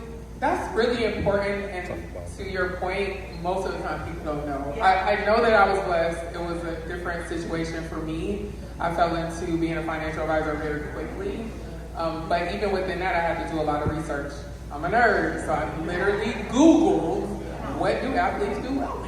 And everything was sales. So I had friends that were working for Stryker. I had friends that were in insurance. I had a lot of luckily other friends who had transitioned into other roles, and so I was able to ask them questions, and I stayed curious. Nobody prepares you for the identity part of it, and I think it was this sis here that talked about whether people are entrepreneurs and were athletes or were not. Some of the challenges are the same. I actually speak often around the framework of purposely planning your pivot. Everybody doesn't get that opportunity if you're an athlete, because sometimes you have injuries that's kind of snatched from you. But there's a lot more resources now. I was talking to a young lady right here, and I think on the Fireside chat they're going to be talking about transition work as well. There's more resources, but the challenge is we can't wait for people to tell us what's out there. I also didn't know that people did some of the coolest stuff that were, you think coaching. I had a conversation, I was at the Pinterest event this morning, and they were talking about, why didn't you become a commentator? You would be a great commentator. And I said, oh, I researched that too. You know they get paid per game. That wasn't enough money for me. So I was like, oh, no, that's right. Like, I was like, where's the money? Money. Yeah. So anyway, I think it's important to just give yourself the space to research, to also be willing to take chances if you are able, and also plan, like really think through what's that gonna look like. Yeah, absolutely. This has been so great. Before we get to audience questions, I'm gonna ask you what I asked earlier about how the WNBA what it's become, how you've seen it grow, like your thoughts on it. So excited. Yeah. So excited. And often, if you're gonna ask, do not ask, do I miss it? No. Oh, damn. Ain't no way. Ain't no way. I was talking to Elena last night, actually, the other day, and she was like, ain't no way. I'll be watching the games going, Because you're thinking about the cold tub, you're thinking about the practice, you're thinking about hopping off the plane and having to go, no ma'am, no thank you. I thought about it when I saw the new CBA numbers. I was like, you still got it. I got it. It's a wash. Dudes walk up to me all the time and be like, oh, Trey, you won. You can have it. You won already. And so it's just, you don't, and it parallels life, because when you're younger and you're going through all these different stages, you don't have the power of hindsight. You're thinking more foresight. And so to be able to have a hindsight that says, I was part of something as special as the WNBA. There is not a young girl in the world alive today that doesn't have a female athlete to say, I want to be like. When I was younger, there was nobody. And I'm a track and field girl, so I thought I was going to be the next Kojo. You said you didn't like to win? Oh, that was just CrossFit. No, I said CrossFit, baby. Oh. Doing push-ups upside down. No, we're not doing that. We're not doing that. We're not doing that. The Jacob's ladder? No. Too much. Focus here. So I'm just excited about that. And then from a business perspective, I can't me and Chelsea were talking about it. We've always been killing it. And I was fortunate to play in really big markets. Yeah. And so I don't know what it's like. I always knew people watch women's basketball because you go to a Washington Mystics game, sold out. You go to LA, sold out. You go to Houston, sold out. Like, so I'm just excited that people finally learned that we were right. Yeah. And for the new fans, welcome. Yes. Go watch more than one team. Yeah. And buy a ticket. Well, them tickets are but inflation. It is what it is. Yeah, so anyway, I digress, but I'm excited. It's amazing. I feel very old when people are like, oh, you're pioneer, and I'm like, man, can you call it something else? We need a new name. What's the new name? I don't know, but think the about OG? it. Oh, Auntie? Okay. Pioneer was a little old, but I'm trying to help you come up with a new name. TT. Y'all Indianapolis, I'm a Peter fan. So, Oh, where's Rodney? We were just talking about Gonna go Peter. get He might another have plate. left. Do we have any questions for the panelists? Oh, well, I actually have one. So, any quick advice for athlete transitioning into a new realm? Rapid fire, or a couple of quick tips. Somebody said it earlier, like just do it. Like if there's a passion that you have, just go do it. People gonna judge you anyway. Who cares? Go try, go do it. If you fall, get back up, like you need y'all, do it again, fall again, you'll figure it out. So just do it. Great advice. But it's like 4 burritos. I was sharing this earlier. It's terrible. It sounds horrible, but I remind athletes that nobody cares. Ooh, nobody cares. Nobody cares about your Nobody feelings. cares. Nobody cares about what you did 10 years. Nobody cares. So if you think about, not nobody cares about you, but Right. nobody like, I got it. I get it. Play for the ball. And now what? So you have to think about that part, but also look at it as starting your freshman year. So we think, oh, I did these great things, but now you're having to reset. So it's your freshman year. Be okay with it being your freshman year. Yes, you gotta go get the balls when they go in the stands. And yes, you gotta push the luggage. And yes, you gotta do things that freshmen do. Maybe that's getting coffee. Yes, because nobody cares. Yes, you gotta stay after and get the new kid on the block. Get extra reps, you know. And so those are my few things. Great advice. Great advice. I feel like those are both really good pieces of advice. I think a lot of things on top of that, like it's okay to have insecurities. You're going to have insecurities. Body, what you wear. Like we've been wearing the same thing every day for like our entire life. So you have something new, and it's your freshman year. You get to start over, and like you get to choose who you want to be in that phase of life. Just because you were a basketball player or you were a soccer player doesn't mean that's who you are. That's what you've done, and you can use that to continue to grow, or you can say, I don't want to do that anymore, and you can totally pivot, and that is okay. Like, it's okay to cry. It's okay to change your mind, and yeah, you will cry. You're gonna cry. You're gonna cry a lot. But yeah, I think it's okay not to be okay, and it's okay not to know what you're gonna do next. Just go for it. Great advice, y'all. This was so great. I had an amazing time. Thank you so much for your time. If you guys have any other questions, again, they're going to stay around, I think, a little bit. Kiki, get another cocktail. Where you got to go? Where you? Okay, we'll get to her quick. She got stuff to do. This girl's, she got places to lead people to see. But thank you again. And, we do have questions. Crystal?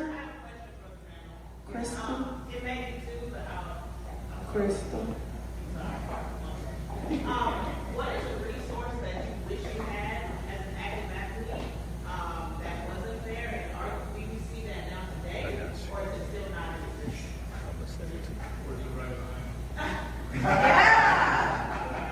Right. Global Life Connect for sure.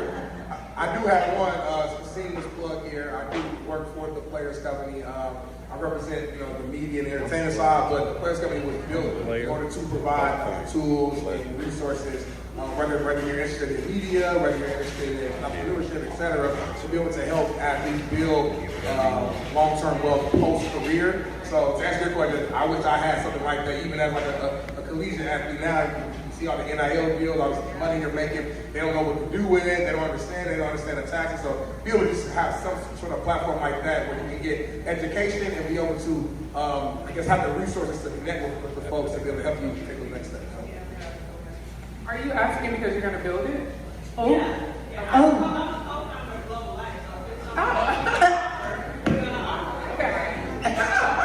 Shout out to Crystal, y'all. Shout out to Crystal. So yes, I wish I would have, and even now when I'm working with clients, I know some of the things that I know because I know people like Abby, right? So Abby's like, hey, this is what we're doing. Yes. And so now I can talk to other people about it. It would be nice if there was a centralized way. Like when I type in what are athletes good in, it would have been nice if there was a centralized something that popped up to be like, well, hey, you got Global Life, you got Pac Pro Athlete, you got the Players Company. Hey, these are things that these athletes did. that are around. You have so many, like I didn't even know half the stuff until I kind of circled back into sports. So if there's a way for me to find out without having to go click, search, click. Well, now it's a little different because I got my boyfriend Claude. I'm cheating. I told hubby I got a new boo, honey. Him and Tapisha, they be Tapisha. I'm from Georgia, I'm from Atlanta and stuff. Okay. But that would be very, very nice. Yeah, even with the AI tools that we have, but there's still not, if I type that in and search, there's not, a central place to figure that out. The NCAA has like the marketplace for former NCAA athletes, but it's very specific to like 2 years after you graduated. And I think there's something missing from like, okay, cool, I graduated college, now I'm playing, but there's like nothing from between right after college and then right after you play. Like there's no, I wish there was like a gap there, because a lot of times like jobs want 10 years of experience. Well, I've been playing for 10 years. Why can't I use my 10 years of playing experience? And so like a company like Global Life, where it's specific to an athlete in that age specific bracket, I think is what's really missing, because right out of college I have all these resources, but it's that like 10-year gap post-college that I think is really missing. Yeah, Sarah, you own it. And also the founders need to create whatever else the listing is, because this is great. Well, I'm going through it right now. Oh, all right. Well, somebody get the trademark. Good job. That's a great question. Thank you. Any other questions? Thank you guys so much. Okay, we are still mixing and mingling and kikiing before we do the fireside chat, so make sure you get a cocktail. Abby got something to say, y'all. 2 things. So if you haven't tested the app yet, I would like for you to test it out. If you're an athlete, the app on the phone. If you're an athlete, the app on the laptop. We want your feedback. If it sucks, right, it sucks. Like I literally want you to tell us that. If it's great, what's missing, want you to know what's missing. And then do your bingo card, because we have prizes. So whoever won or whoever wins, you're going home with something. So that's it. Thanks, y'all. Shantae gonna take us over and we're gonna kiki. Time to eat. Hold on.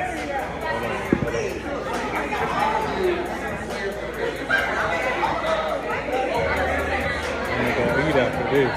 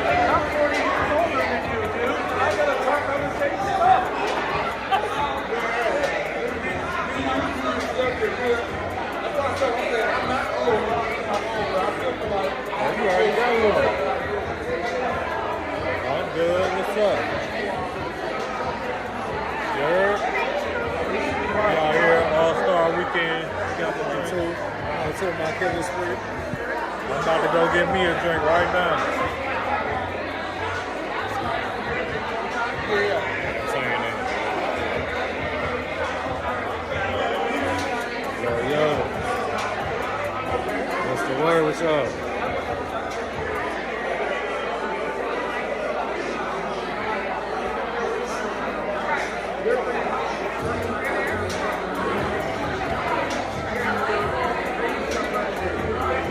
Happy Friday.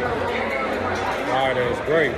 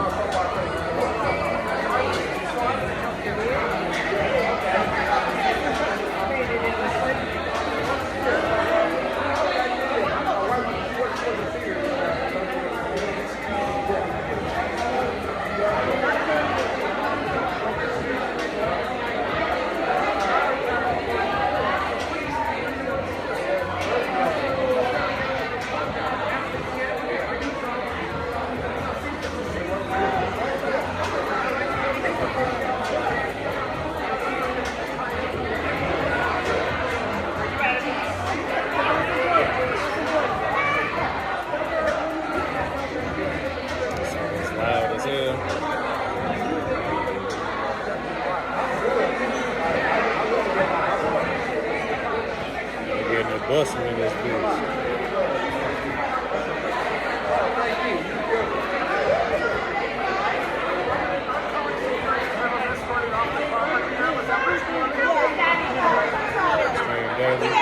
Something like that.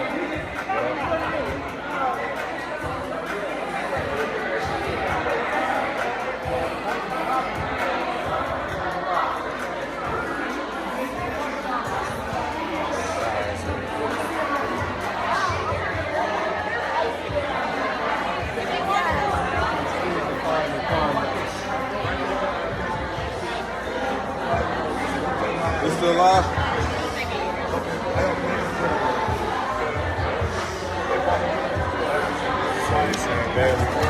Something like that. Yeah, I be trying to stream every day. We out of town right now, so we streaming all day.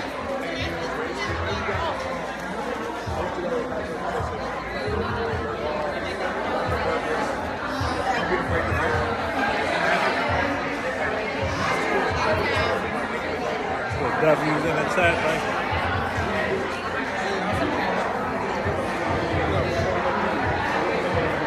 Get another one?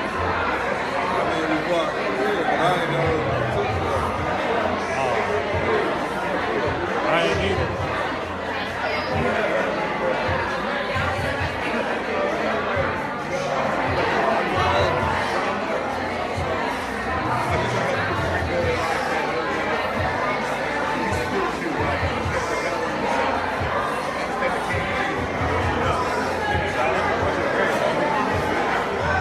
How we holding up, gangster? I'm good, bro. Solid? Yeah.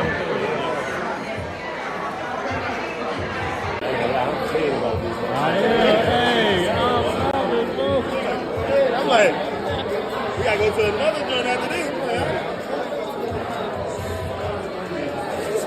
Thank you. He's back, man. Is that Lychee? I know. Y'all might need to put that filter on.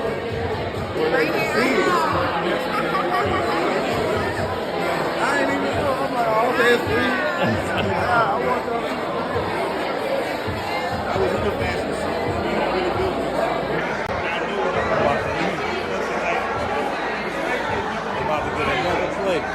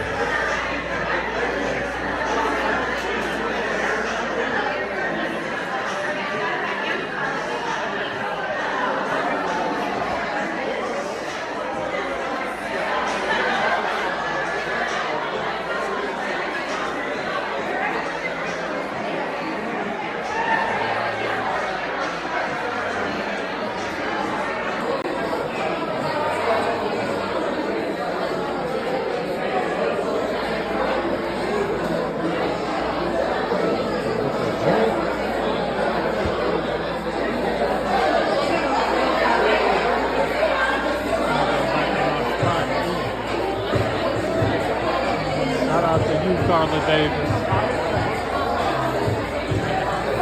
Shout out to you for pulling up to the line.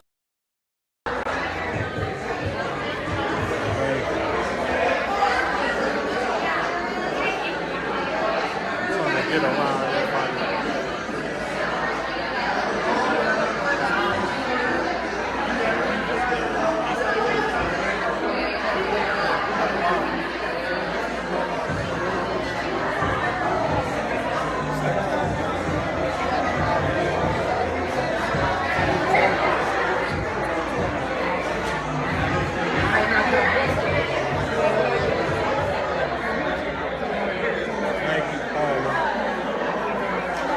Shout out to you.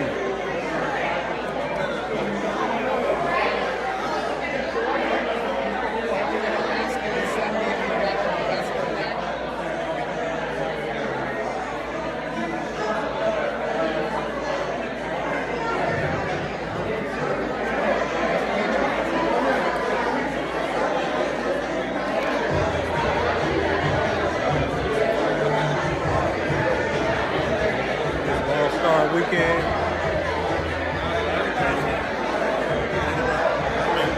Grab it.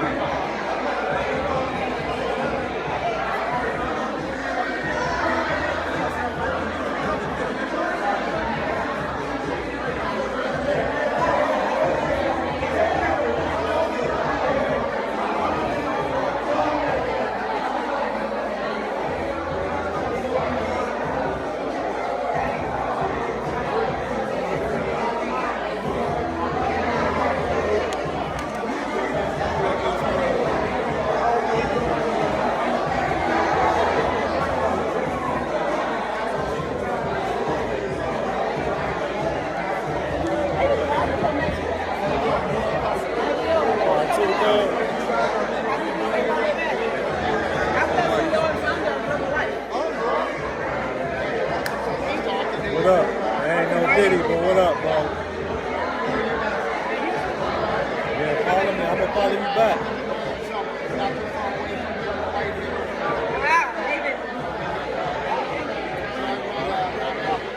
Part two.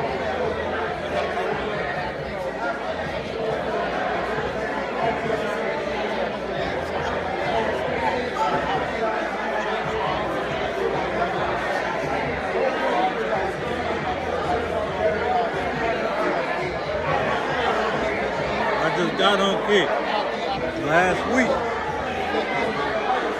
I don't even know how it works. They deleted my Facebook. I'm in Chicago, bro. I'm good. I just started kicking. I'm trying to get it off the ground. I don't even know how it works, really. I'm streaming on YouTube and kick right now. I'm at All-Star Weekend.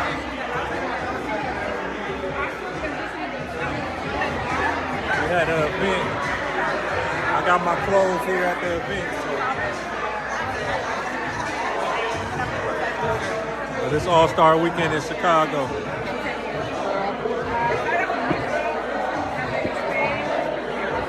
I'm gonna have to get affiliate on kick. I didn't know that.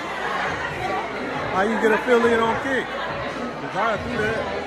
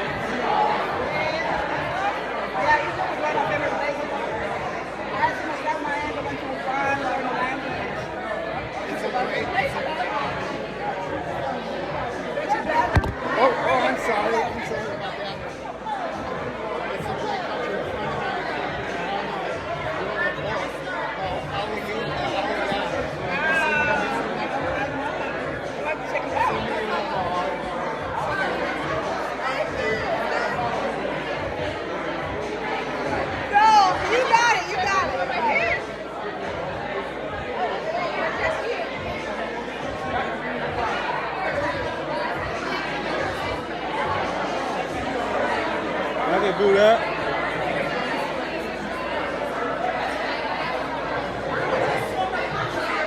I got a screen board, but I can do that.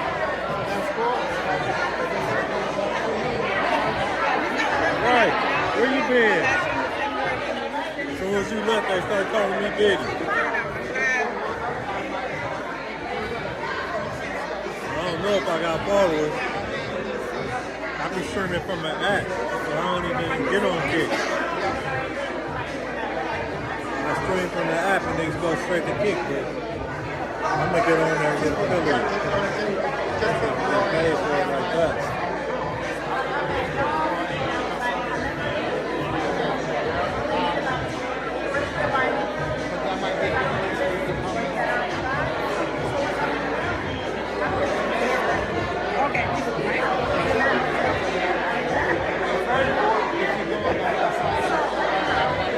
I'm gonna take a screenshot so I remember to like look it up. I learned that when I go to an event, take a screenshot.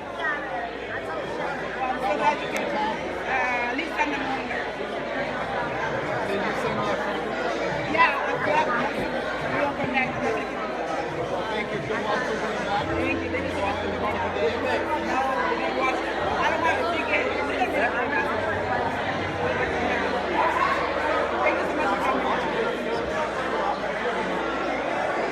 I've been doing that on YouTube.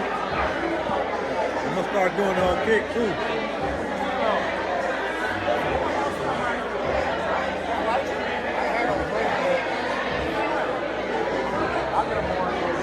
Follow me or hit me on the social media.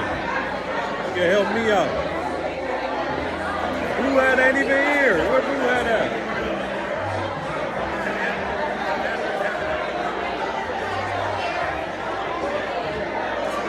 Yeah, lock in with me. Yeah, that's the best. Thank you.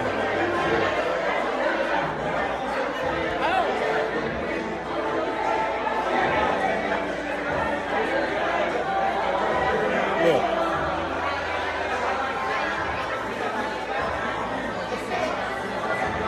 He over there talking to CJ Watson because he got hoop dreams.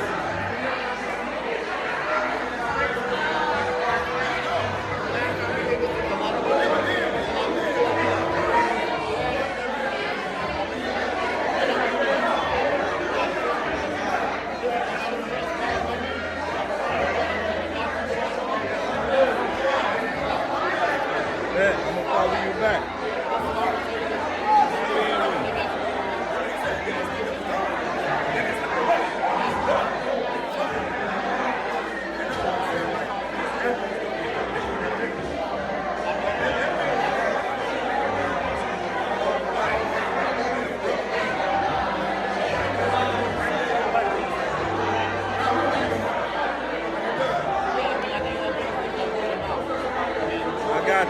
I got it. Oh, big girl.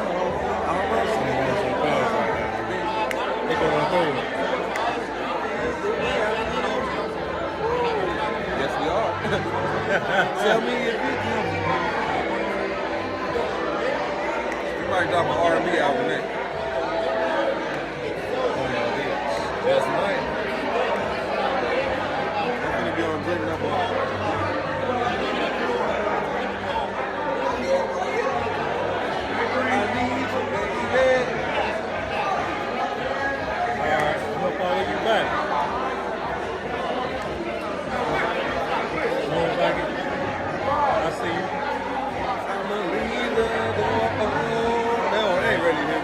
Bet.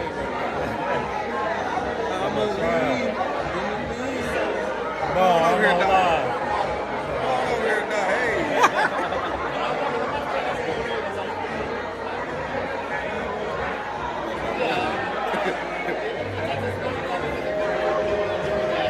What drink is that? Number 2?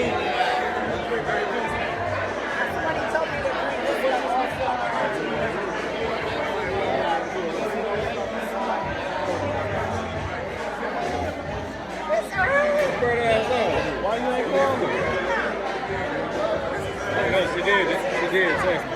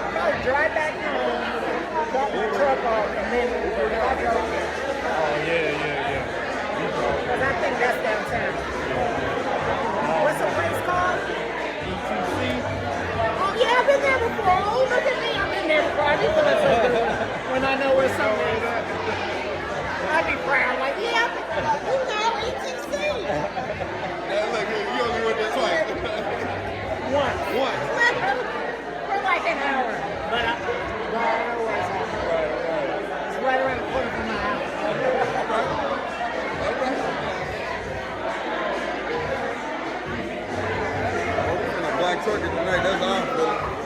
We pulling out black truck. Free? We pulling out black truck. I'm gonna wear that too. We pulling out black truck tonight. That's all I'm feeling. Where Angel Reese at? Where's Angel Reese at? I came here for All-Star. Where Angel Reese at? We might have to. Where Angel Wilson? Real, right? On the real, where Angel Reese at? These hats free. I'm gonna take one.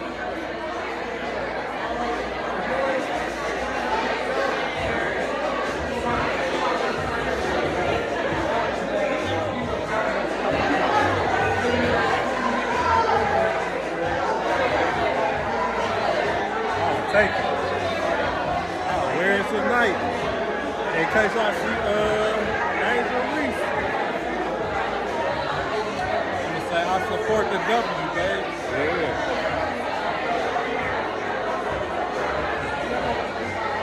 Let's go. My bad. Oh, this one yours? No, this one W.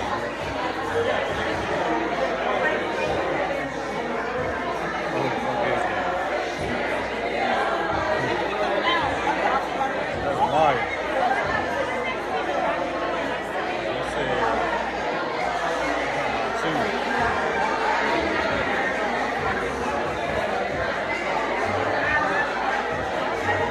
What up, Mike? I'm taking this to the crib. Nah, that's we deserve it anyway. This is my new everyday habit. Well, I fuck around throw this on tonight. Might see Angel Reese for real. LeBron not the GOAT? Yes, he is. The Captain Fire, though, it is. It's All-Star weekend, so they out here, you know, promoting. Got y'all drinks coming up, bitch. I already got a drink. I don't need no more drinks.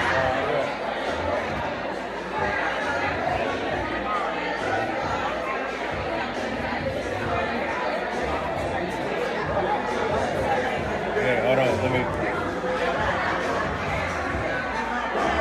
Details on that joint, though. Little sample joints, you know.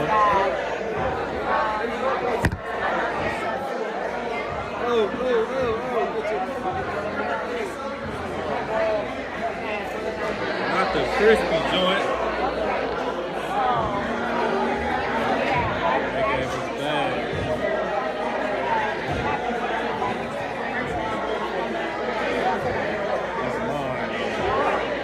Man, what's good, baby? I feel it. It is fun.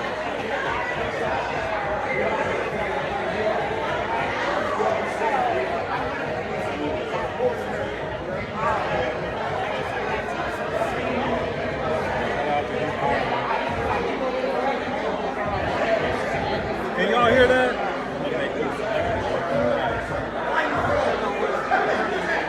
Hey, airplane. That's it. You want me to call him now? Brent? Yeah. You can text her. She said she might pull up to the happy hour. So we can shoot her like 6 or 7. She might get shoot there. So I don't know. She said, girlfriend.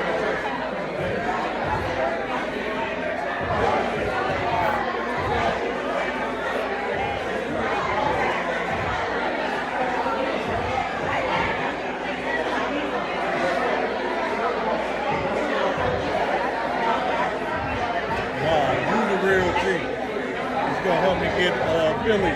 Shout out to you.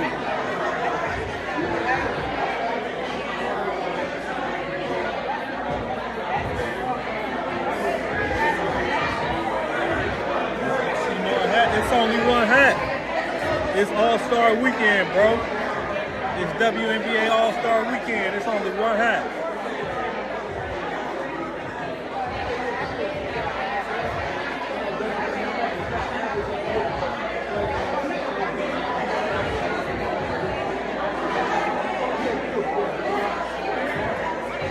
No, Chicago.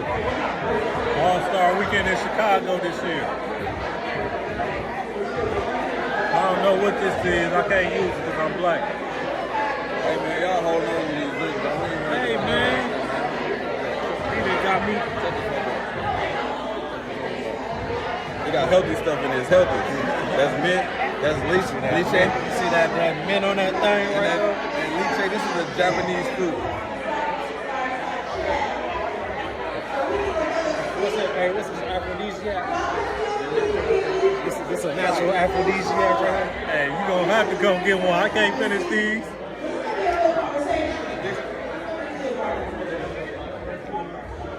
Nigga, what is you eating? Nigga, what is y'all eating? They eating it. Look, they eating it. Sounds like a sweet wrapper. What is that? He's eating it. Japanese fruit. He's eating it.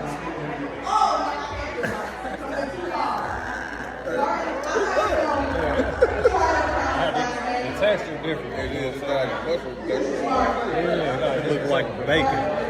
Like bacon fat. I don't know what this nigga is.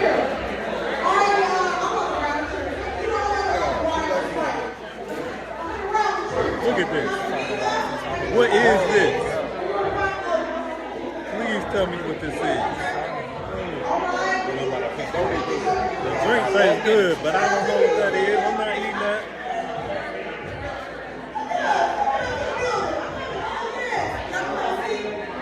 You've been standing that whole time. I'm gonna need y'all to have a seat next to y'all. If y'all stand for the fireside chat, you better figure it out. Start right now. Get a seat. Get a seat. Here you go. Place to be. We've been wrestling the seats. Light skin telling us what to do. Marcus is the chief. I've been drinking. Oh my God. It's not the time to put it all up. He's in the bar. He's handling all the things. So I'm going to let him introduce who the fireside chat will be with. But thank you so much for our super excited for this. Thank you very much. I can't do a lot of things, but trying to follow you is going to be hard. You got it, Martin. I mean, nobody could follow me. All right, so we're going to do a discussion a little less formal with a friend of mine here, Pete Finland. He's a Marine Corps veteran, certified transition coach, currently There's a couple people in here. I don't know who in here. formerly the NBA, WNBA. We got NBA and WNBA players in here. And he is dedicated to I developing can't be no creep trying to put them on camera. Thank you very much. First of all, I am absolutely in awe of this audience. I've had a chance to talk to other people. Oh my God, my Rolodex. Remember Rolodex? Oh, the Rolodex. That's old school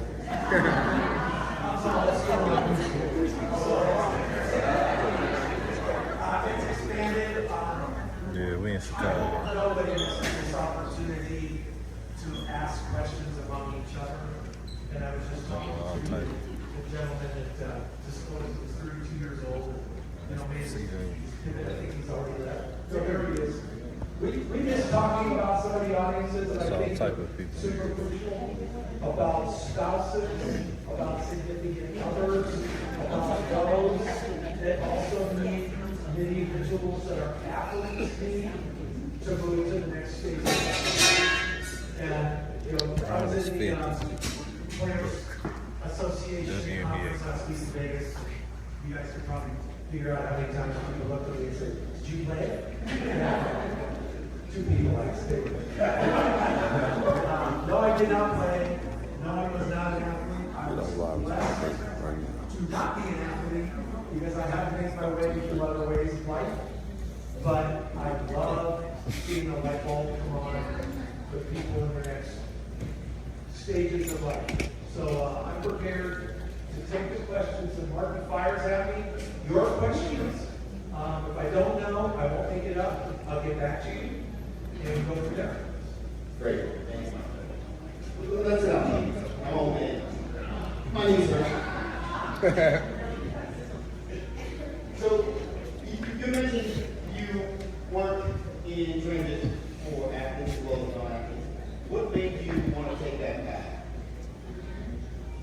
So I was extremely blessed in the business world to receive a tremendous amount of compensation that had to do with luck and some hard work and some career transitions. And with that, That's because you don't be watching. gave me some opportunities to look at doing some other I things. tapped in. But I just put CJ Watson on there. First class, limos, fancy vacations, you know, meals fixed for you, the expense report, all those things. When they woke up, Who was a legend? oh, that's all gone. And out of survival, I found something happened. I was looking in the magazine, You don't know him, man. You don't know nothing. where to go, and there was a little article about in the back of that magazine, and I applied to it, and I got certified. There's a lot of people here that know each other. How self-help. Yeah, kind of 2010 is really. You think about survival. Yeah, I know All the Bulls fan in. Collegiate professional help build a plan before they start playing. What does survival mean to you when it comes to looking at some of the I'll tell you who she was, getting though. active as well as non-active? What do you think it means to them? What you on, man? Get off me, nigga. I said, I'm already trying to read some shit. Over what they're thinking about doing. I started out with fire, military, police, and professional athletes. That's where I wanted to go. Male suicide rate, domestic violence, police and fire. Van Gore, my favorite. But Joe King. And now we go into the professional athlete, where there's Captain Kirk. the loss of identity, the other things. I'm gonna say Captain Kirk. At a young age, let's not forget, it's not like, I'm in my 70s. Kirk Hire, my favorite all I've heard of time. people that are retiring in their 70s. Over Michael But we're Jordan. talking about people that have 50 years ahead of them that are crazy.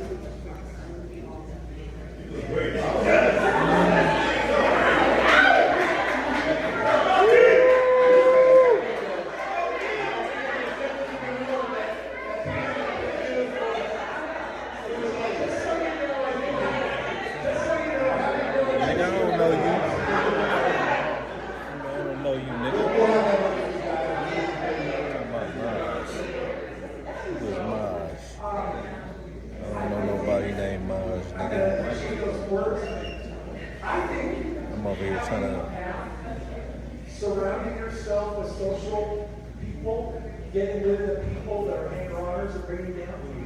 Money's in seventh place, guys, whether we want it or not. It's seventh place.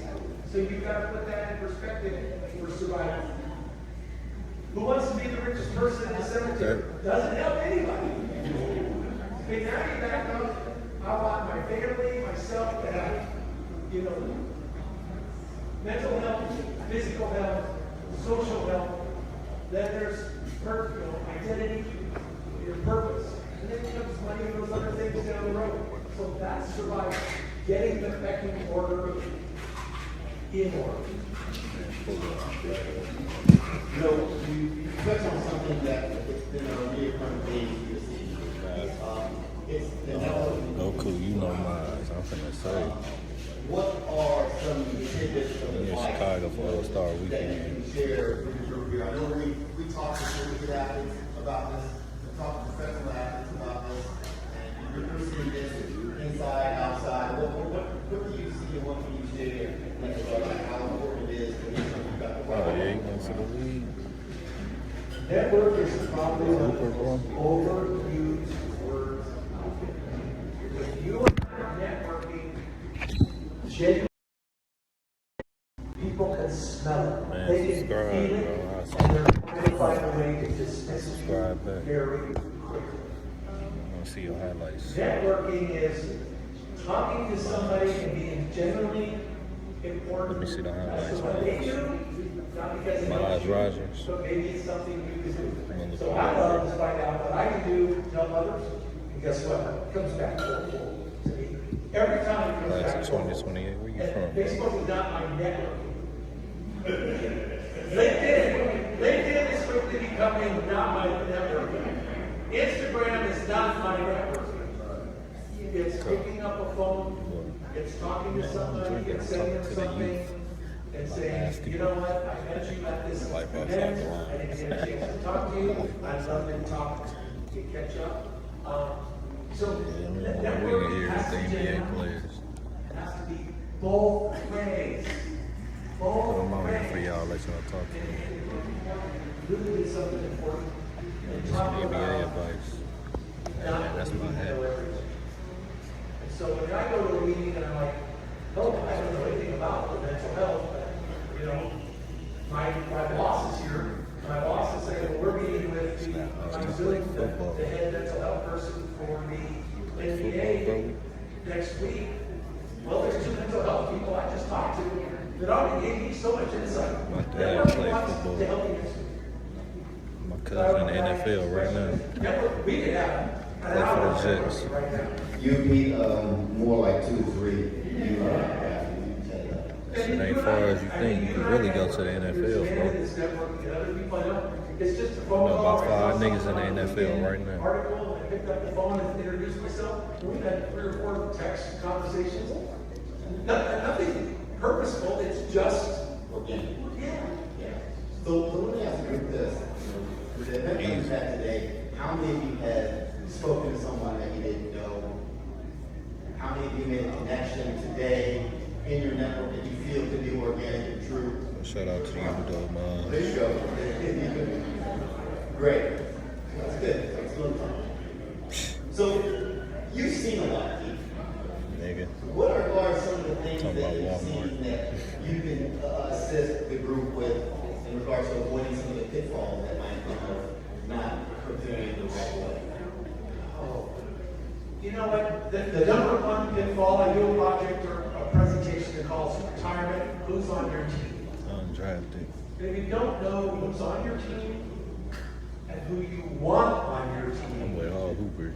or even be aware of what's missing from your team, NFL players you talking about that draft. that's the start of your first pitfall.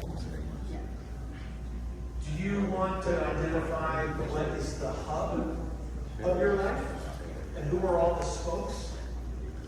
Or are you okay with somebody else taking over for you? Like there's financial advisors that I also work with, and I ask them, are you the hub of their life, or are you just a spoke?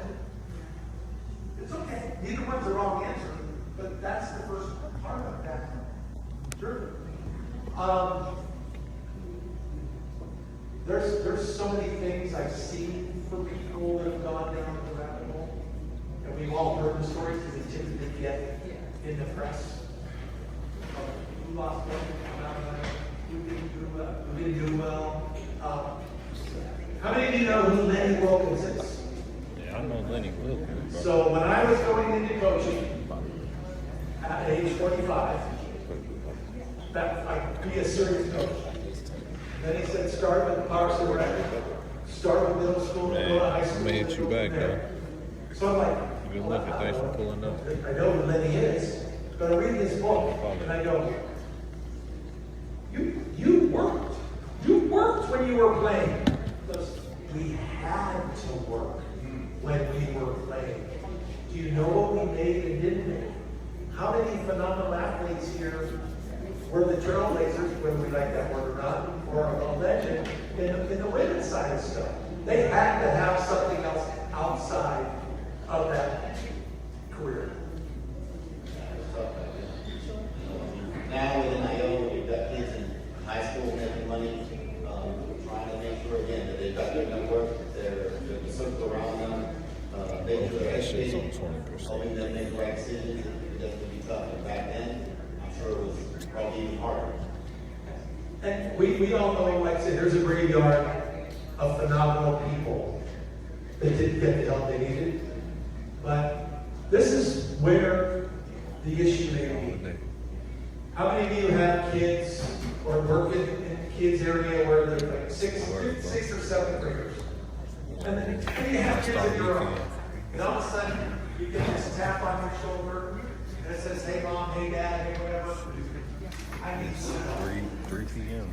And it's the homework assignment. It's freaking due tomorrow. And they go, well, how long have you known that you have this assignment? 2 weeks. And you're going to help because you have to. But that's where retirement is. That's where we all want to be.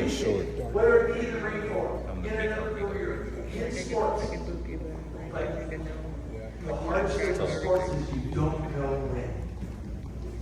How many guys, these are the worst ones, I'm 2 jump shots away from getting a new contract. No, you haven't played for 2 years, and your agent's not calling you, and you're already signing. Well, I'm waiting to see what Europe looks like. No, you're not. You are. They're not. So you don't get to lay in the lane. You don't figure it out. Guess what? That's my You don't security. get the right people My bodyguard. to be honest with you, to tell you it's not going to I ain't been no big 3 games. So how do you know when We might to go to start the game playing? tonight. How do you know if your plan is WNBA actually All-Star working? game. Where's tomorrow? I'm outside.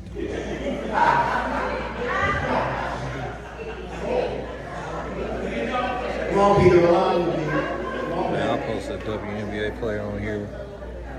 They protect. Man, I'm popping, bro. I'm famous, bro. I'm famous, bro. I need bodyguards. I'm in Chicago. I'm famous, bro. I can't have bodyguards. I said them niggas 8 feet. Them niggas 8 feet. That nigga, hey, he really is 6'6". So the planning starts when the whole body is engaged. So they all know there's a limit. Some don't last 2 weeks. I'm gonna get a mic. I just start streaming, bro. I just start streaming. You gotta know your expiration date, so that's the key. You have to Late, I'm gonna get one. have the expiration date. I mean, I don't buy my hands green anymore because I'm in my 70s. But, you know, other people buy their hands yellow or they eat. It doesn't matter. You've got to know your expiration date. So what about those that are not? A couple of NBA, everybody here tall. They all in the NBA. They can do shit. Same way that we're athletes, what about those that don't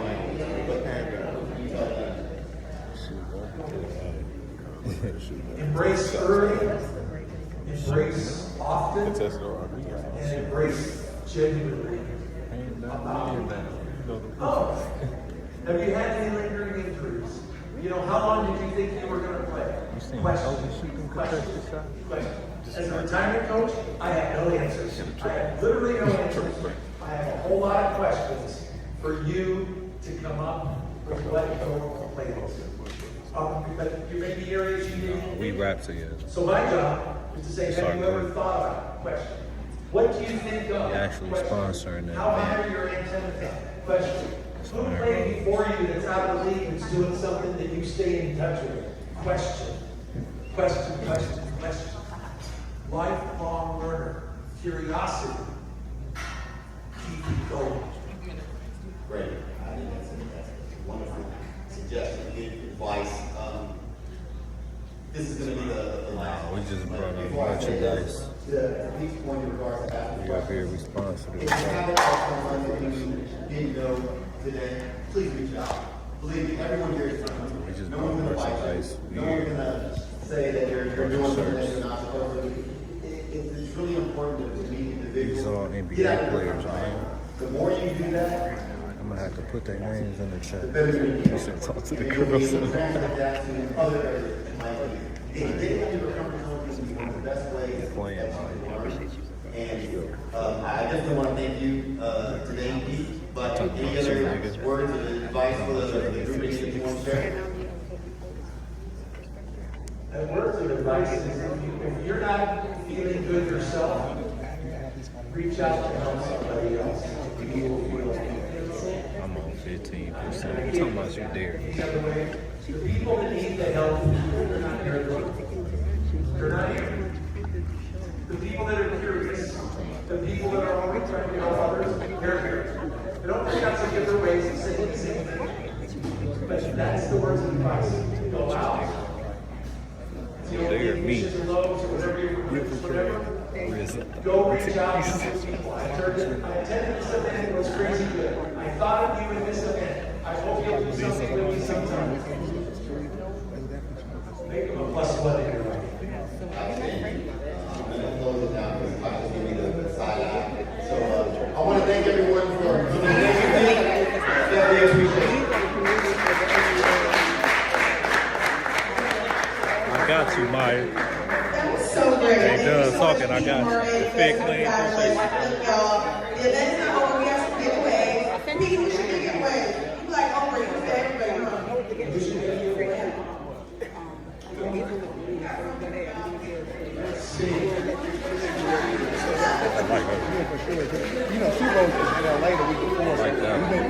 contemplating like, can we activate both? Socks from locker room merch, shout out to locker room merch. They're like top tier socks.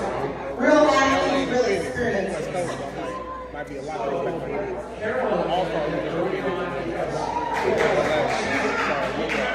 that's what I make out. Your line was helping. That way, they're real, like, you know, I'm real down to earth, like, Honestly, we got some big ways. Everybody that's Hey, my age, that's my girlfriend. She helped me get other girlfriends. We love our We're here trying to get a WNBA girlfriend. Jack Daniels, so make sure you give it away, plus the door I have, and you're going home with something. I feel like, oh, I say you go home with something. I'm not getting out here. You go home with something. You go home with something. I got you. Erica, got you. Thank you all for taking it. I don't know you should turn up. You know, should we do a little one, two, you know, Jennifer and Earl back. Jennifer, we're gonna turn up. Let's have a little 1-2 Shantae, like a light turn up. Is there such thing? Oh, okay, so a big turn up. Hey, shit going on over here, shit. Shit going on. Make sure you do the act before you leave. Don't forget while we're here. I'm so about to. Do the act. Thank you so much for coming. Everybody say something later. Thank you, everybody. Thank you so much. Said you a whole chicken.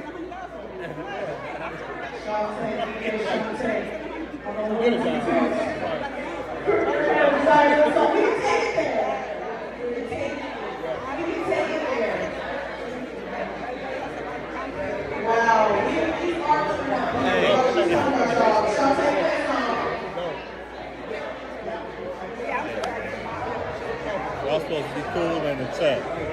What y'all on here? I like the intro of this anyway. It's more personal. The big stuff is obviously here too. You know what I'm saying? 2, 3. Oh yeah, do that. Do before.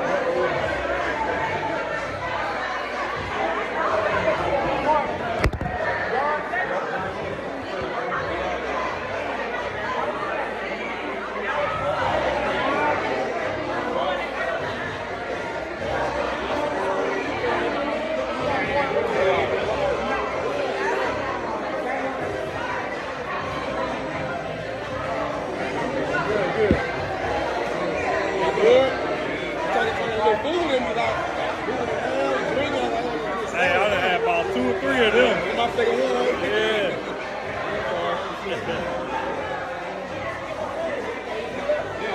I'm about to get one on.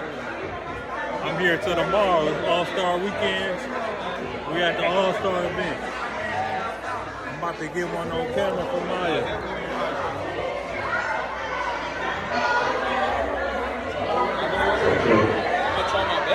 Ladies and gentlemen, just so that you know, Global Life Connect has a happy hour from 4 p.m. to 8 p.m. at the Center of Chicago. I'm finna tell her come here. Global Life Connect team at the Center of Chicago has a happy This is for Maya though. 4 p.m. to 8 p.m. No, I got one for you.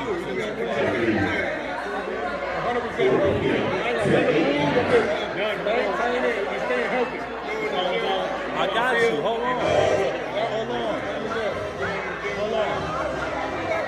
You gotta say hi to her when I bring her up here, though. You gotta say hi.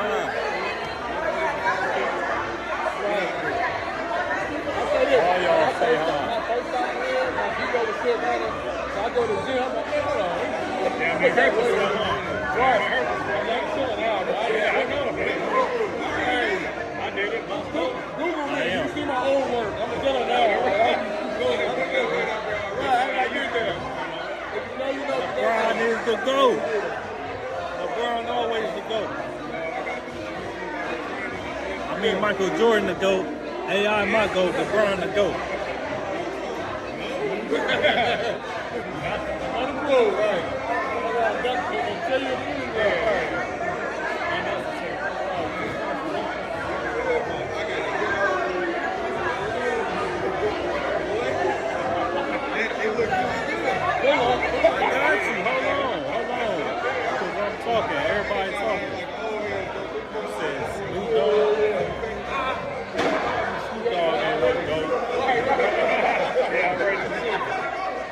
Snoop Dogg don't even hoop.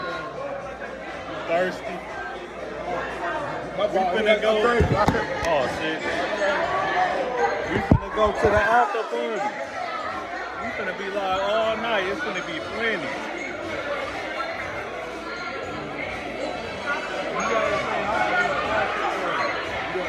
Okay. What's this, YouTube? Yeah, that's YouTube. Oh. Okay.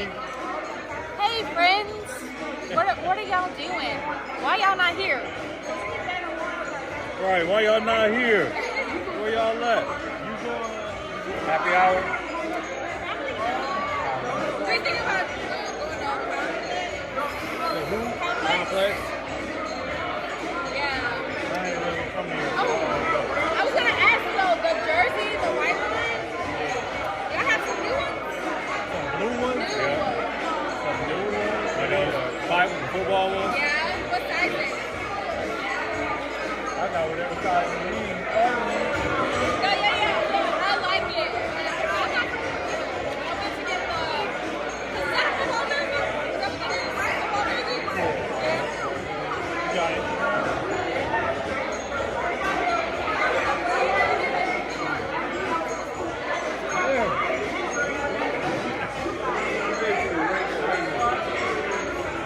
Do you have it with you?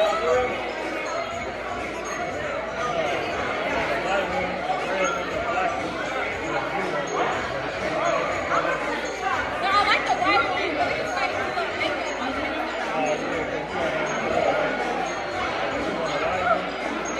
I like the white one. What's the red one look like? I got it. Yeah, I got some mediums. So wait, okay. I was like, first I was like, hey, what's that? Iron Rose. No, bro. No, I was trying to figure it out because it looks different. He got one too.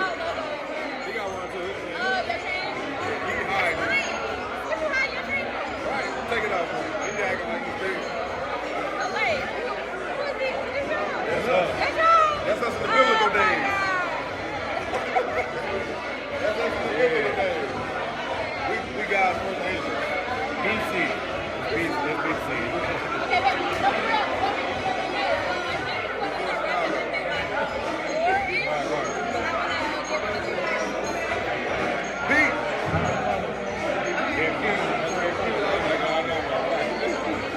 That's all you gotta do though.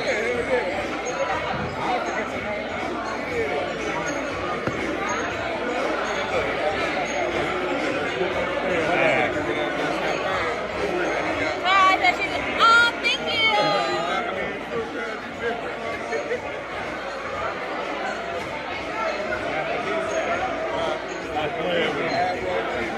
Stop playing. I do it all night. You see how I did with the how we doing. You know how we going early. Hey, don't put me on the spot because I'm gonna do it. Hey, this everywhere though. You know what I'm saying? This shit natural, you know what I'm saying? I gotta tell you, hey, seen I had to get the number. Organically inclined, if you shall.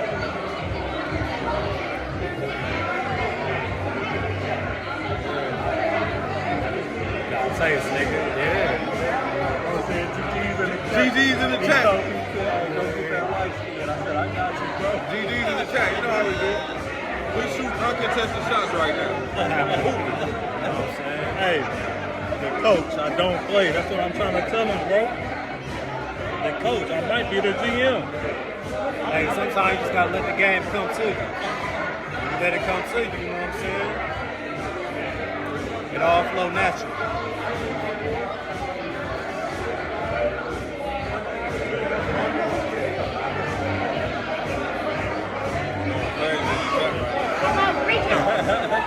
W's in the chat. W Iron Rose in the chat. Hey, she gotta join our team. Cause she said she gotta join the team. Might have to. They got Iron Rose.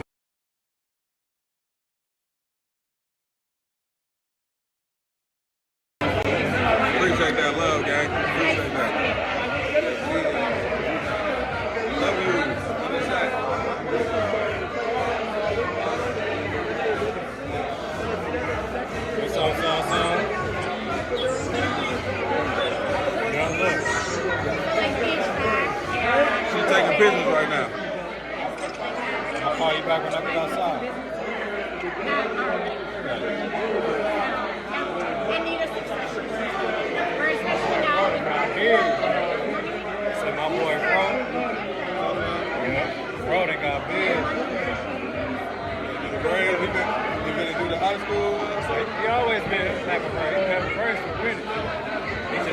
it out. But they ain't got to revert it because it's still down here.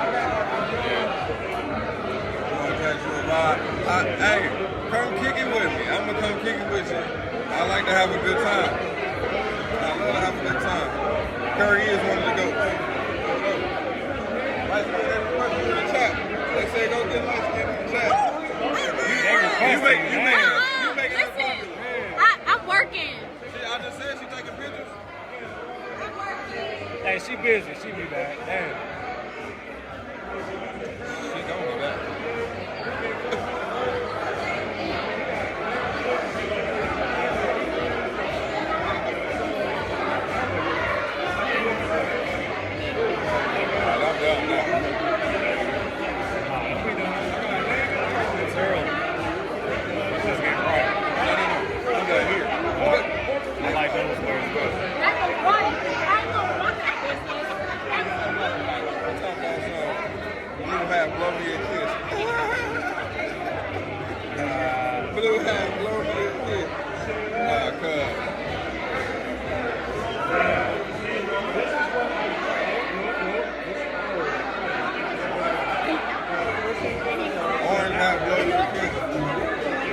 Person. I'll do it in person. I got you. I'm gonna do it online because I don't know what you look like in person. So you just take mine now because you might not get one if we see you in person. Talk about you so fine, orange hat. Hey, listen, man, my hat black today. Call me something. Call me leather pants, baby. That's why I got on leather pants. Call me leather pants. Yeah, you just did. I just realized that.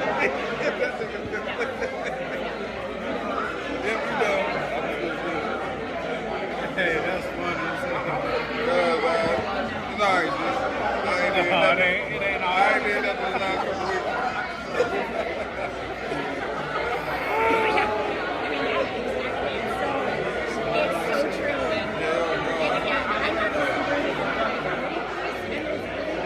I ain't gonna lie, I made it. And feeling X-rated. Feeling X-rated. It's Mr. Nasty side. Where you say Myra from? Vegas? Vegas. We going to Vegas. Everybody here from Vegas. We going to Vegas. Mike, you can't do what we do. What is you trying to do? You can't recruit all three of them. It don't work like that. I thought you was going to rap with us. How you going to rap with us? You can rap with us, all right? Put your ass in the burrito, baby. Got the rockin' and that's how I have it. Put you in the burrito.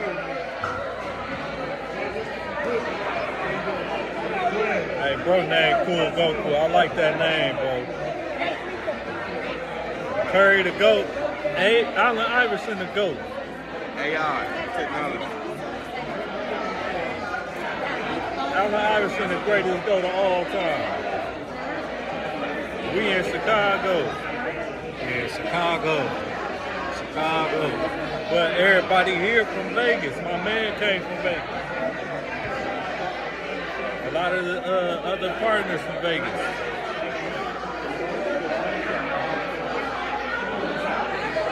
And we downtown Chicago right now. We about to go to the club, shoot a video to the club. We gonna be there though, ASAP. No, you the GOAT. Comment W Time. You the GOAT, bro.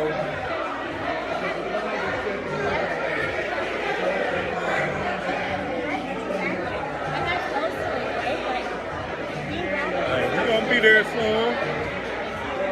We gonna be there real soon.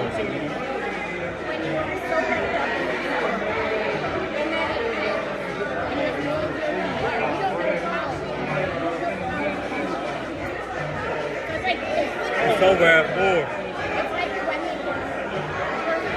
You was gonna tell us to pull up? How to pull up?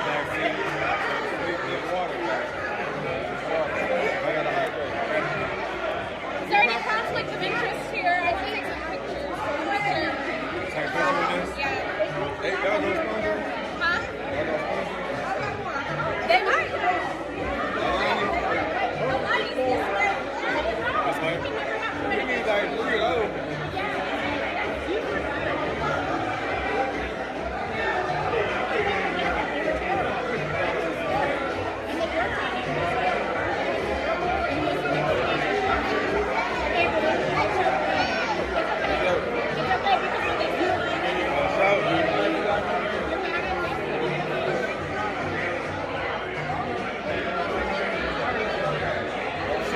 station.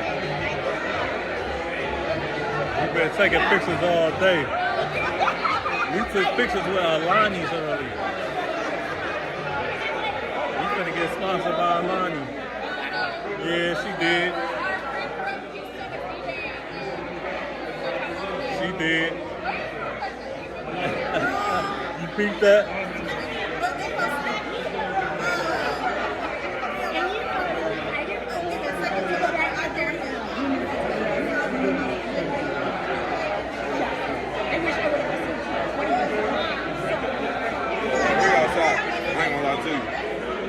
I'm her friend.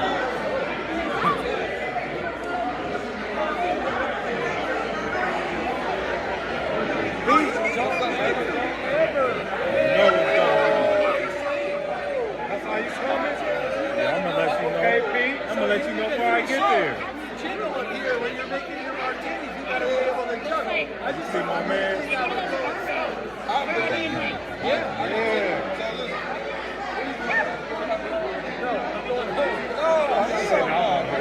I got a mixology class. I gotta do. You know Joe Malone? When they release their new perfumes, they make me interview the client, and so I make cocktails to match the scent. So I'm gonna work 2 days tomorrow in Seattle.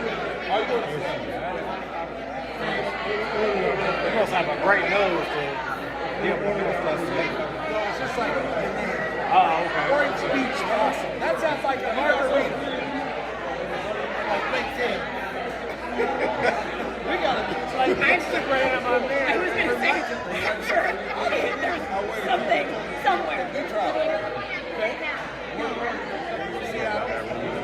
Yeah, what are you guys drinking?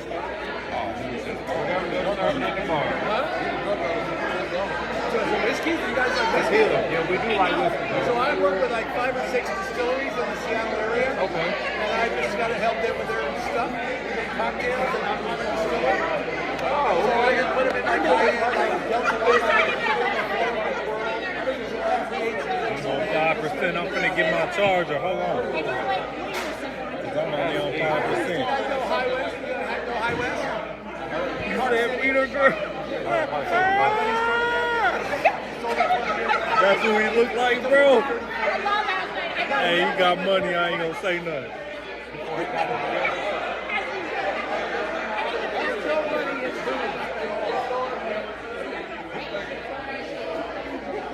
It's like somebody said, what'd you do with all your money? Let's see. I drank it. 90% of it I spent on drugs, loose women, and booze. That sounds like my type of party. The other 10% I wasted. You gotta do that in order to. It's all about. How do you know you're going the right way if you haven't taken the wrong turn? Exactly. Call it spearmint. All right, people, where we at?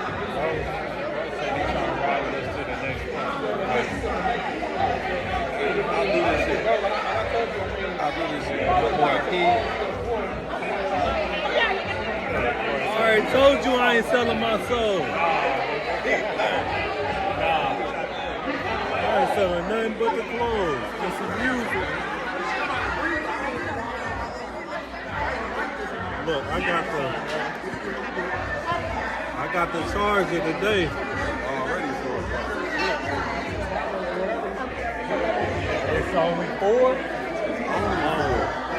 It's gonna be a long night. It's only 4. It's the WNBA All-Star Weekend. We here to sell the shirts. I'm a partner. I'm a sponsor. I sponsor the event. So I look like a big dog. You know, sponsored by Iron Rose. All-Star Weekend. Yeah. You know how we do. Say you sold your soul for this. Seems like you do. I'll never sell my soul. You signed to a 360 deal? Yeah, he is. Where you gotta earn the right to sit in this chair. You signed a 360, bro. But I don't know which drink mine. It's too many drinks on the table.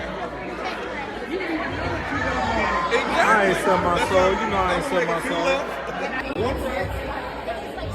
But we're eventually gonna find a destination. We're gonna end up with something 4-4 or something.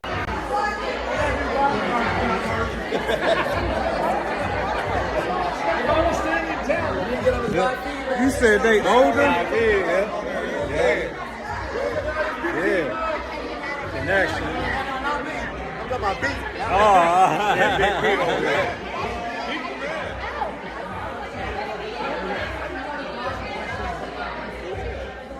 You know what I'm saying? Establishing these connections. You know what I'm saying? LinkedIn without LinkedIn. You know what I'm saying? No, I ain't sell my soul. We just in here networking. My soul. Never. I'm rich, so I be with the I'm rich the source. people. They gotta come to me. What are you talking about? Rich people gotta be with the rich people. This is what we do. We network. We live on Kick. That's it. Kick and YouTube. I ain't got Twitch yet, but we gonna get to it.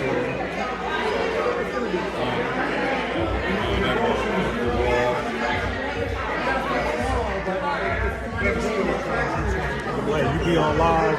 I don't be on live. So you don't? No, but no. They saw you on my live. They wanted to say hi. Hi. Y'all better say hi. What you do? I'm locker roomers. Locker roomers? What is that?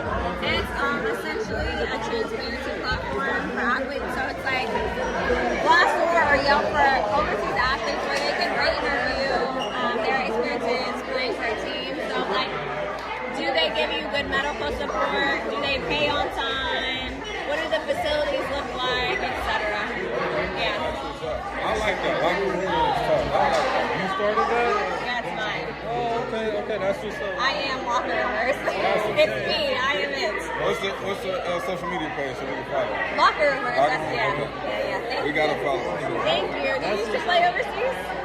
I should have went. You should have I went. made a couple bad decisions. Why? Because he tall, you look? No, I mean he just seemed like he understood like our. No, I did. No, I mean we all make decisions. Sometimes good, sometimes bad. That's part of the journey, right? Yeah. Are y'all from here? You said she got cool hair. She do got cool hair. I'm not from here. Peoria's like. I do like her hair. Okay, gotcha. They said you got cool hair. Thank you. No, I ain't gonna lie. The hair was It is It's cool. a traditional Nigerian hairstyle. Is it? So you were. I'm not Nigerian. No, I'm from Charleston. I was gonna say you Nigerian. Okay. No. I'm just black and white. Oh, I'm just okay. black and white. Oh, okay. I'm like Nigeria. I'm from like the Gullah Geechee people. Wait, hold on. You said Gullah Gullah Island? Hold on. Yeah, it would be Gullah Gullah Island. Yeah.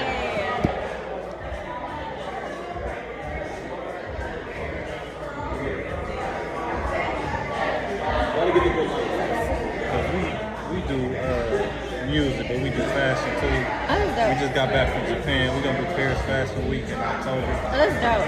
So that's why we here. We was a partner, Illinois partner. We got our clothes over there. I saw y'all bringing the rack. I mean, is it like jerseys? Like, what kind of apparel do you typically do? I mean, we got everything. It's more sports stuff. So like, we got workout gear, we got jerseys, we got hockey jerseys, but we do got some t-shirts too. You know, we try to switch it up. From the Rose? Yeah, but keep Iron Rose. Oh, Iron Rose. I'm sorry. But we try to keep it sports, you know, because we play sports. So. What sports do y'all play?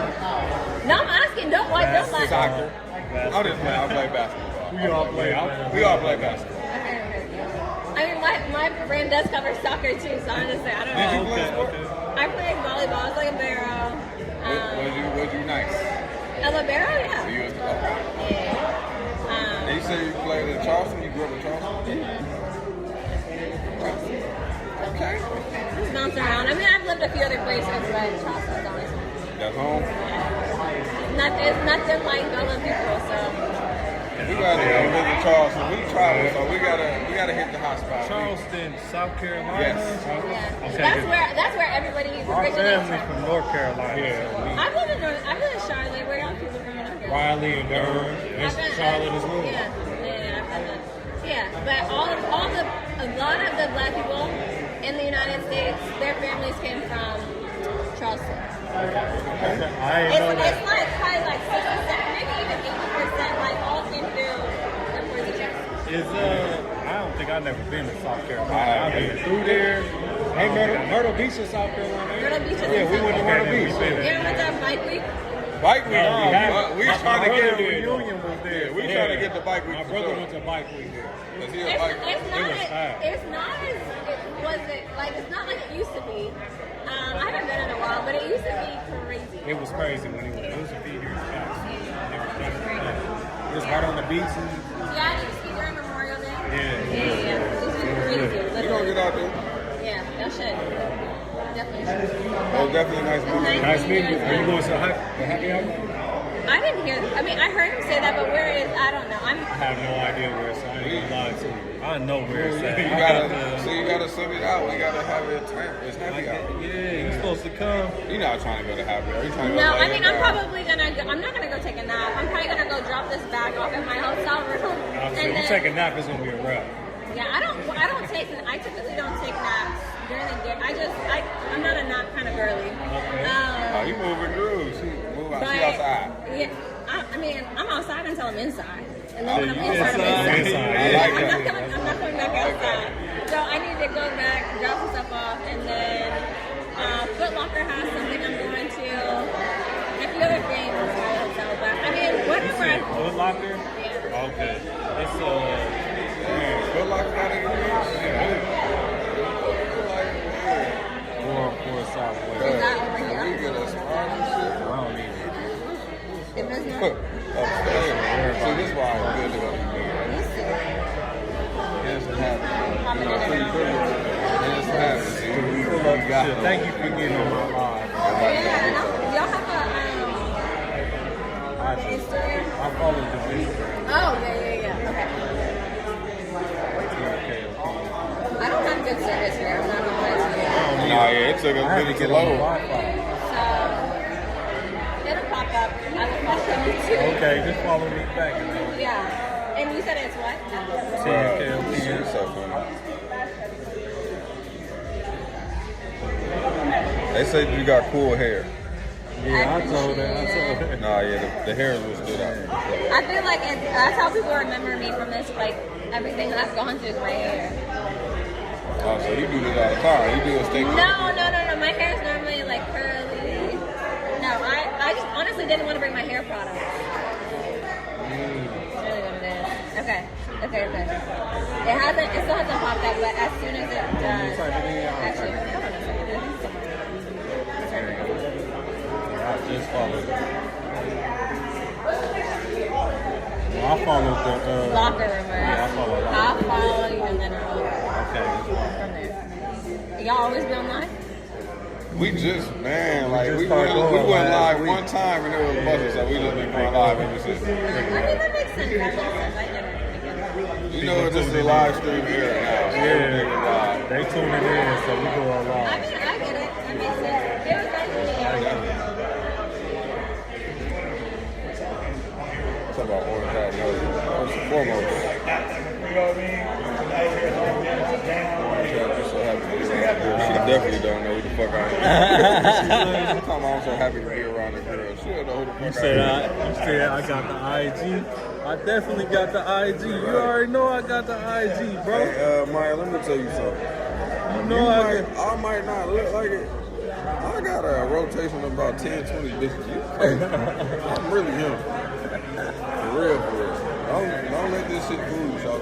You seen I got the IG. That's two. Now, what y'all trying to do, man? I'm the face. I'm the one who get the bitches.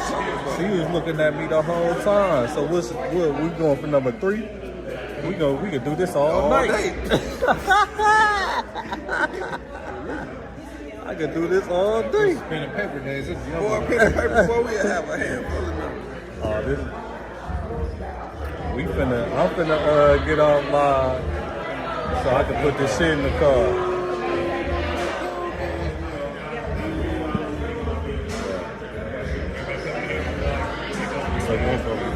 There he is. Hold on. Look, y'all. Look, y'all.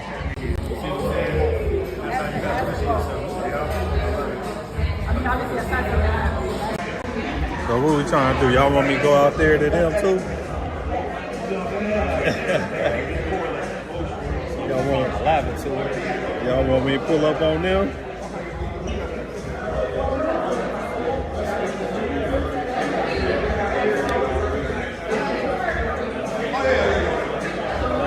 You said get the number? No, I can't do that. We gotta do the Instagram only. I'm a 3P, bro. Look, bro. When I leave here, I got you. I don't want to be too crazy. I might do the 3 in here. I don't know. We can see. Cause look.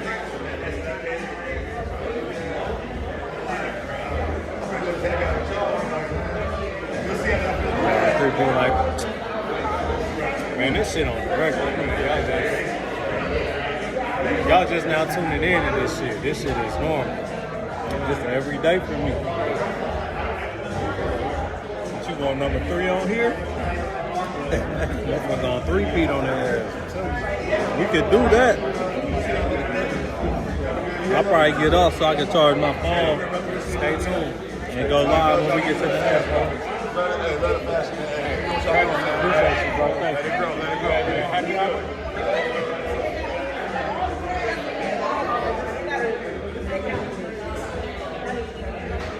It is. That IG go crazy.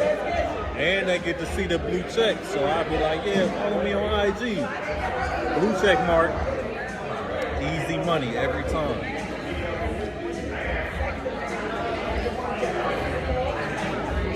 She was looking at me the whole time though, so I already knew. That's why I told her to come here. The one with the cute hair.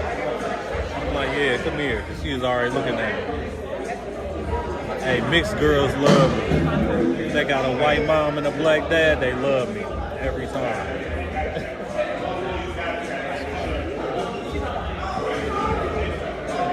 Block who? That's my nigga. Why you being like that, Maya? Maya, you always come here being mean. Why you on that? What you say?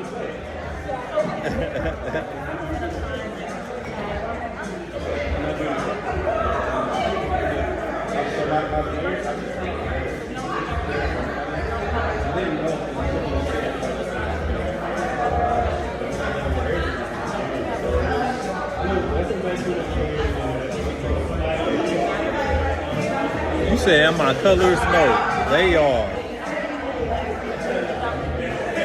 They are. I said, that's the kind that like me. I personally like everything. What's up? Oh.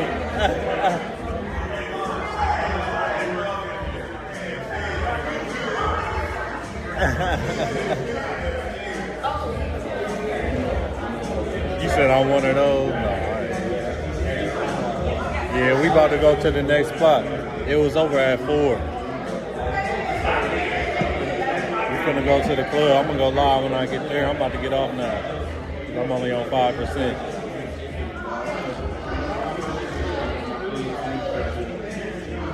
I'm gonna get back on and name it something different. And you said I'm one of those. No, I'm not one of those. And I ain't got no pale skin. I said that's what like me. No, it's guaranteed. Every time they like me. I don't know what it is. Every time, if they mix, they like me. Remember when I said all the girls want me? I ain't say it right. All the ones that's mixed want me.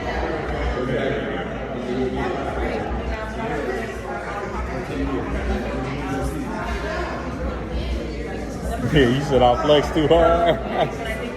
I said them the ones who like me. You know what I like though. You know my type.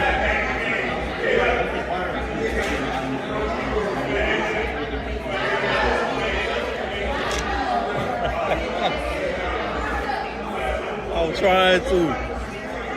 I got to get into it. I'm a hood nigga. I don't really know how to talk to the white ones.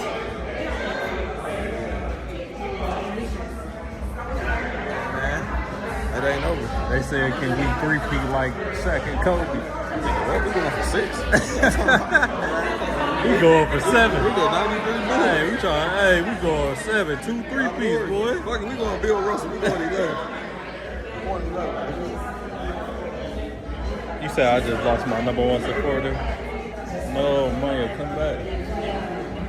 Nah, yeah, it's gonna be a long fucking night. Maya mad because I said the light-skinned bitches love me. They do. They do, though. They do. That shit crazy. He get the light skins. Cuz get the light skins. I get brown skin.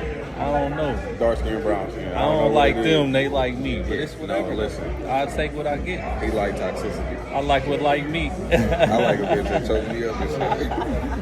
I like a bitch that get a little aggressive. You know, I'm big, so I need some wrestling. This WWE.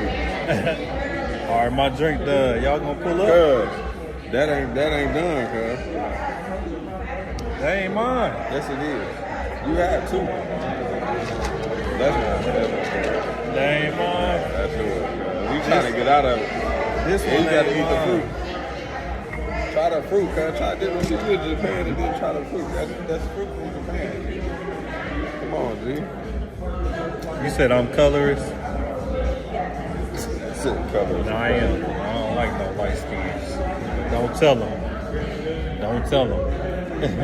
All right, I'm finna get off here. We finna go to the next spot. I'm gonna go lie there. Y'all better pull up. Go use the bathroom.